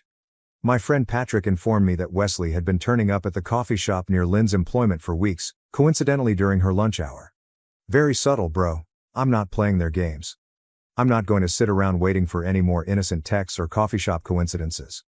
I just received a missed call from Mom, which was most likely another lecture about how Wesley always made time for family or something. I'm going to sleep on the couch tonight. Tomorrow's going to be fascinating. Edit. Holy cow, this blew out? Thank you for your support. To answer some typical questions. Yes, we are in couples counseling. No, I didn't know about the texts until yesterday. Wesley is still blowing up my phone. I left him on red. Some of you considered this a hoax because no mother would do this. You're lucky to have normal parents. Lynn texted me that she'll be staying at her sister's apartment until things quiet down. Yes, it will help. Mom has already called twice this morning, have not responded. I'll provide an update once I've determined my next course of action. Right now, I need a drink and some sleep. Update 1. First and foremost, I'd like to thank everyone who supported my last post. I wish I had better news, but everything happened precisely as some of you expected. Sorry for the lengthy post, but I needed to get everything off my chest. Quick recap. I'm 31 and I noticed my mother, Nancy, 55, acting strangely around my fiancé, Lynn, 28, and making jokes about my brother, Wesley, 29, being more of a man than me. You warned me, and I should have listened sooner. The last 3 weeks have been horrible. Lynn began going out more, claiming girls' evenings every Thursday and occasionally Saturdays. I didn't think much of it until I realized she came home smelling like Wesley's terrible fragrance. You know the type, the one that every wannabe Instagram fitness dude uses. Last Thursday, she stated that she was going to see her friend Amber for cocktails. Something felt odd. She was dressed differently than usual and had been texting all day with a strange smile. I decided to drive past Wesley's apartment complex on my way to meet Patrick for our weekly Thursday gaming session. Call it intuition or anything, but her car was right there in the visiting area. I waited in my truck for about 20 minutes, feeling my blood pressure rising with every minute. Then I noticed them through his ground floor window. They sat on his couch, her head on his shoulder, watching something on his laptop. My own brother and my fiancé, looking as comfortable as can be. I am not proud of what happened next, but I am also not regretful. I marched straight up and knocked on his door. The look on their faces as they opened it, Wesley in his dumb compression shirt, Lynn in the things I got her for her birthday. I'll never forget this. How long, is all I asked? Lynn began crying, but not the guilty type, but the I got caught kind. Wesley attempted to walk between us, inflating his chest like he often does. Bro, we need to talk about this like adults. I cut him off. How long? 2 months, Lynn muttered. It just happened. You're always working late, and Wesley understands me better. I laughed. Actually, I laughed. Understand you better? The guy who still lives in a rented studio apartment at 29? The one who sells overpriced protein powder to college kids? That's when everything started to go wrong. Wesley tried to throw a punch. He was always a hothead. I grabbed his arm and shoved him back into his flat. Really, you, my fiancé, and then try to hit me? Real classy, bro. I called our mother right there on speakerphone. Do you want to know what she said? She genuinely chuckled and said, well, honey, I tried to tell you. Wesley's always been the stronger one. Lynn needs a real man, not someone who's going to bore her to death. Within a few hours, the family group chat had exploded. Wesley played the victim, alleging I threatened him. I did not. Lynn used the butterfly emoji to accompany a hazy Instagram tale about following your heart. My mother began calling everyone, weaving her version of events in which I was the evil person who drove Lynn away due to my workaholic tendencies. Dad is staying out of it, which is typical. My sister texted that she is appalled with all of them. The extended family is divided. Half believes I should man up and fight for my relationship with my unfaithful fiancé, while the other half has some sense. Lynn moved out yesterday, while I was at work. She took everything I ever gave her, as well as other things she didn't own. She left her ring on the kitchen counter with the remark, I never meant to hurt you. Classic. The kicker? Mom organized a family supper tonight. Guess who arrived together? Yes, Wesley and Lynn are holding hands like teenagers. Mom looked so proud. You'd think she had planned a royal wedding. I didn't go, of course. I sat at home, looking for all the indications I'd missed, the unexpected gym sessions, the new clothes, the way she'd turn her phone away when texting Wesley, showing up at family occasions he typically avoided, and Mom's frequent comparisons. Here's the thing, I'm not sad. I am not even angry anymore. I'm just finished. I'm over Wesley's phony alpha guy act. I'm done with Lynn's victim routine. I'm done with Mom's manipulation. They think I'll just take it and show up at Christmas as if nothing happened. They have no idea what is coming. TLDR. I caught my fiancé with my brother. Mother practically arranged the whole thing. They're now playing the happy couple while portraying me as the bad guy, but I'm not taking it lying down. Edit. Many thanks for the prizes and messages. To everyone who has asked, yes, I have already spoken with a lawyer about what Lynn took, and no, I am not going to try to work it out as some of you advised. Some bridges need to be burned. Edit 2. Stop DMing me and asking for Wesley's Instagram. I understand you want to disgrace him, but I'm doing it my way. Update 2. It's been 3 weeks since my previous update, and holy, everything just went horribly wrong. Remember how Wesley and my mother used to gloat about how I'd ultimately come around and accept things as they are? Yeah, karma is a bitch, and I am her favorite wingman right now. First and foremost, thank you for all of your supportive direct messages. You guys kept me focused when I wanted to drink myself stupid. Special thanks to the person who advised that I look into Wesley's business methods. You were onto something there. So, remember how Wesley was constantly bragging about his personal training business? It turns out Mr. Perfect was not exactly following the rules. All those protein supplements he sold to his customers, he was getting them from a shady supplier and repackaging them in his garage. I may have provided an anonymous tip to the fitness certification board regarding his unlicensed practice. Whoops. What is the best part? He was conducting his business using Venmo and Cash App without reporting anything. That type of information tends to pique the curiosity of tax officials. I didn't even have to do anything illegal. I simply forwarded some of his social media postings where he was literally bragging about his cash-only dealings to the appropriate individuals. My mother, Nancy, was not pleased when Wesley's certification was suspended. She came to my flat last Tuesday, yelling about how I was killing the family.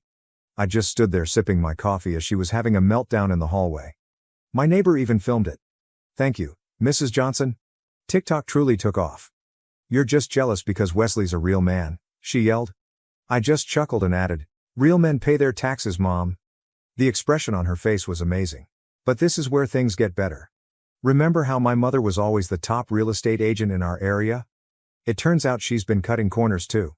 Nothing huge, but enough that when someone, certainly not me, began investigating her business operations, things became intriguing. What about those fantastic reviews she was always bragging about? Half of them vanished after being identified as suspicious.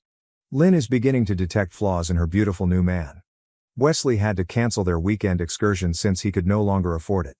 She tried to contact me through Patrick last week, stating she misses our conversations. Yes, right. Patrick told her that I was too preoccupied with my new promotion to care about her drama. Oh, did I mention I was promoted? It turns out that channeling your anger into work rather than drinking produces positive results. The rise is good, but the timing is even better. Wesley is having to move back in with our parents because he can no longer afford his apartment. The family is now separated. Half of them are not speaking to me, which is good because I didn't like those cousins in the first place. The other half continues to send me funny emojis whenever Wesley or Mom write cryptic Facebook statements about being strong in the face of critics. Everything came to a climax last night at a family meeting intended to sort things out. Mom and Wesley ambushed me at Dad's home.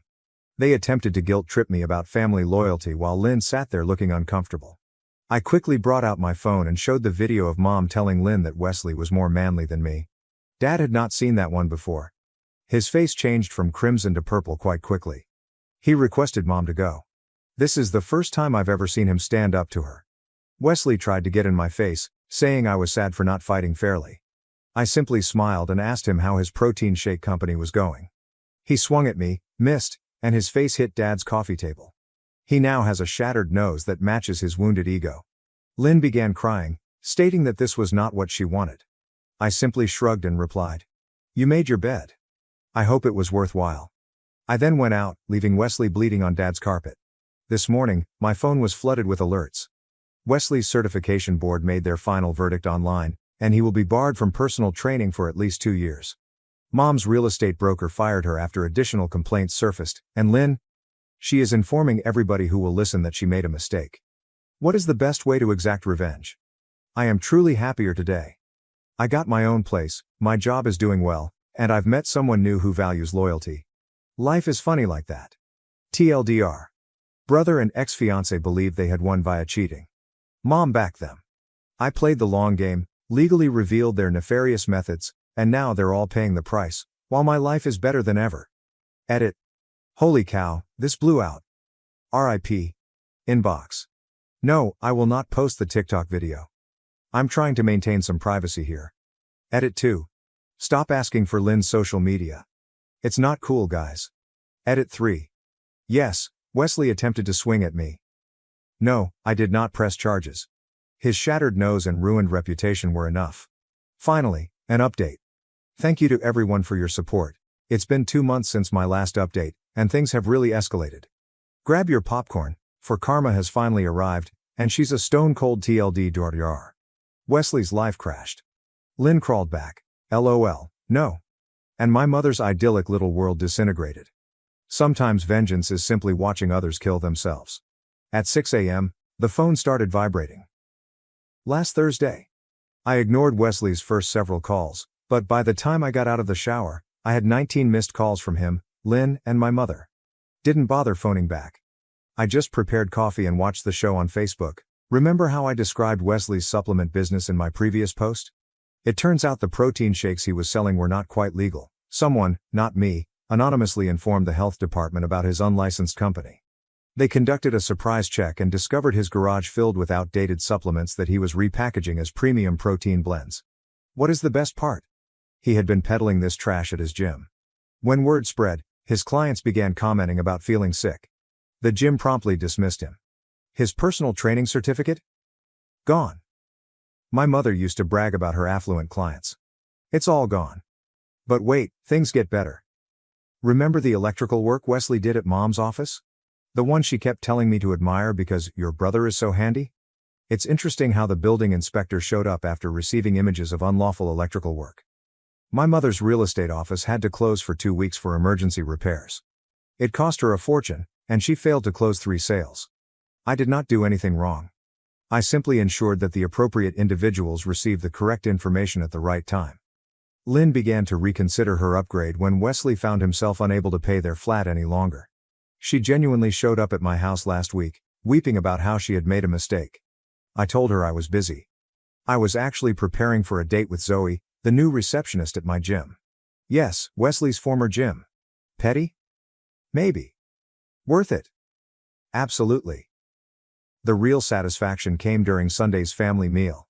Mom insisted on these wee-wee meetings, using them to highlight her successful offspring. This time, I did turn up. First time since the separation. I brought Zoe. Mom almost choked when she saw us. Wesley and Lynn were also present, both of whom appeared unhappy. Wesley is wearing his old high school clothes since he cannot afford new ones. Lynn was trying to capture my attention, but I was too busy telling everyone about my promotion, supervisor position, company truck, the full thing. Mom tried to divert the subject, but Dad, who has finally grown a spine, kept inquiring about my job. Then Wesley lost it. He began yelling about how I had wrecked his life. Mom leaped in to defend her precious baby boy. I just sat there eating potatoes while Wesley had a meltdown. He even accused me of reporting him to everyone. Of course, we couldn't prove anything. I simply smiled and inquired whether he had tried the new protein shakes at the gym. I heard they were legit. Lynn attempted to play mediator, which was amusing. Stephen, can't we all just get past this? Lynn, what are you moving past? Your decision to become a stronger man who now cannot afford Dollar General protein powder. Mom's real estate business is suffering. It turns out that when you lose your office for 2 weeks and are charged with health code breaches, people begin searching elsewhere. The gossip group she adored? They're having a field day with her handyman son and the expired supplement scandal. What about the cherry on top? Dad eventually spoke up. He told Mom he was weary of her playing favorites. He has been sleeping in the guest room and talks about taking some time to reflect. I did not have to throw a single punch or break any laws. I simply sat back and watched karma do her thing. Wesley's strength proved ineffective when his house of cards crumbled. Mom's beloved golden child is now the neighborhood joke, and Lynn, last I heard, is looking for teaching jobs in another district when parents at her school learned about the controversy. Me? Life is good. Zoe is great. She respects a man who works hard rather than just bragging about his protein shakes. The promotion came with a good raise, and best of all, I slept like a baby knowing that all I had to do was wait for their own deeds to catch up with them. Mom still calls occasionally, typically wailing about how I have pulled the family apart. I simply let it go to voicemail. Wesley attempted to connect on LinkedIn last week, denied. Lynn sent a lengthy email discussing closure. Unread messages were deleted. They desired a stronger man. They did get one, but it wasn't what they expected. Edit. Because people keep asking, yes, all of the reports and tips were entirely real. They were actually selling expired vitamins. The electrical work was clearly not up to code. I just made sure everyone noticed.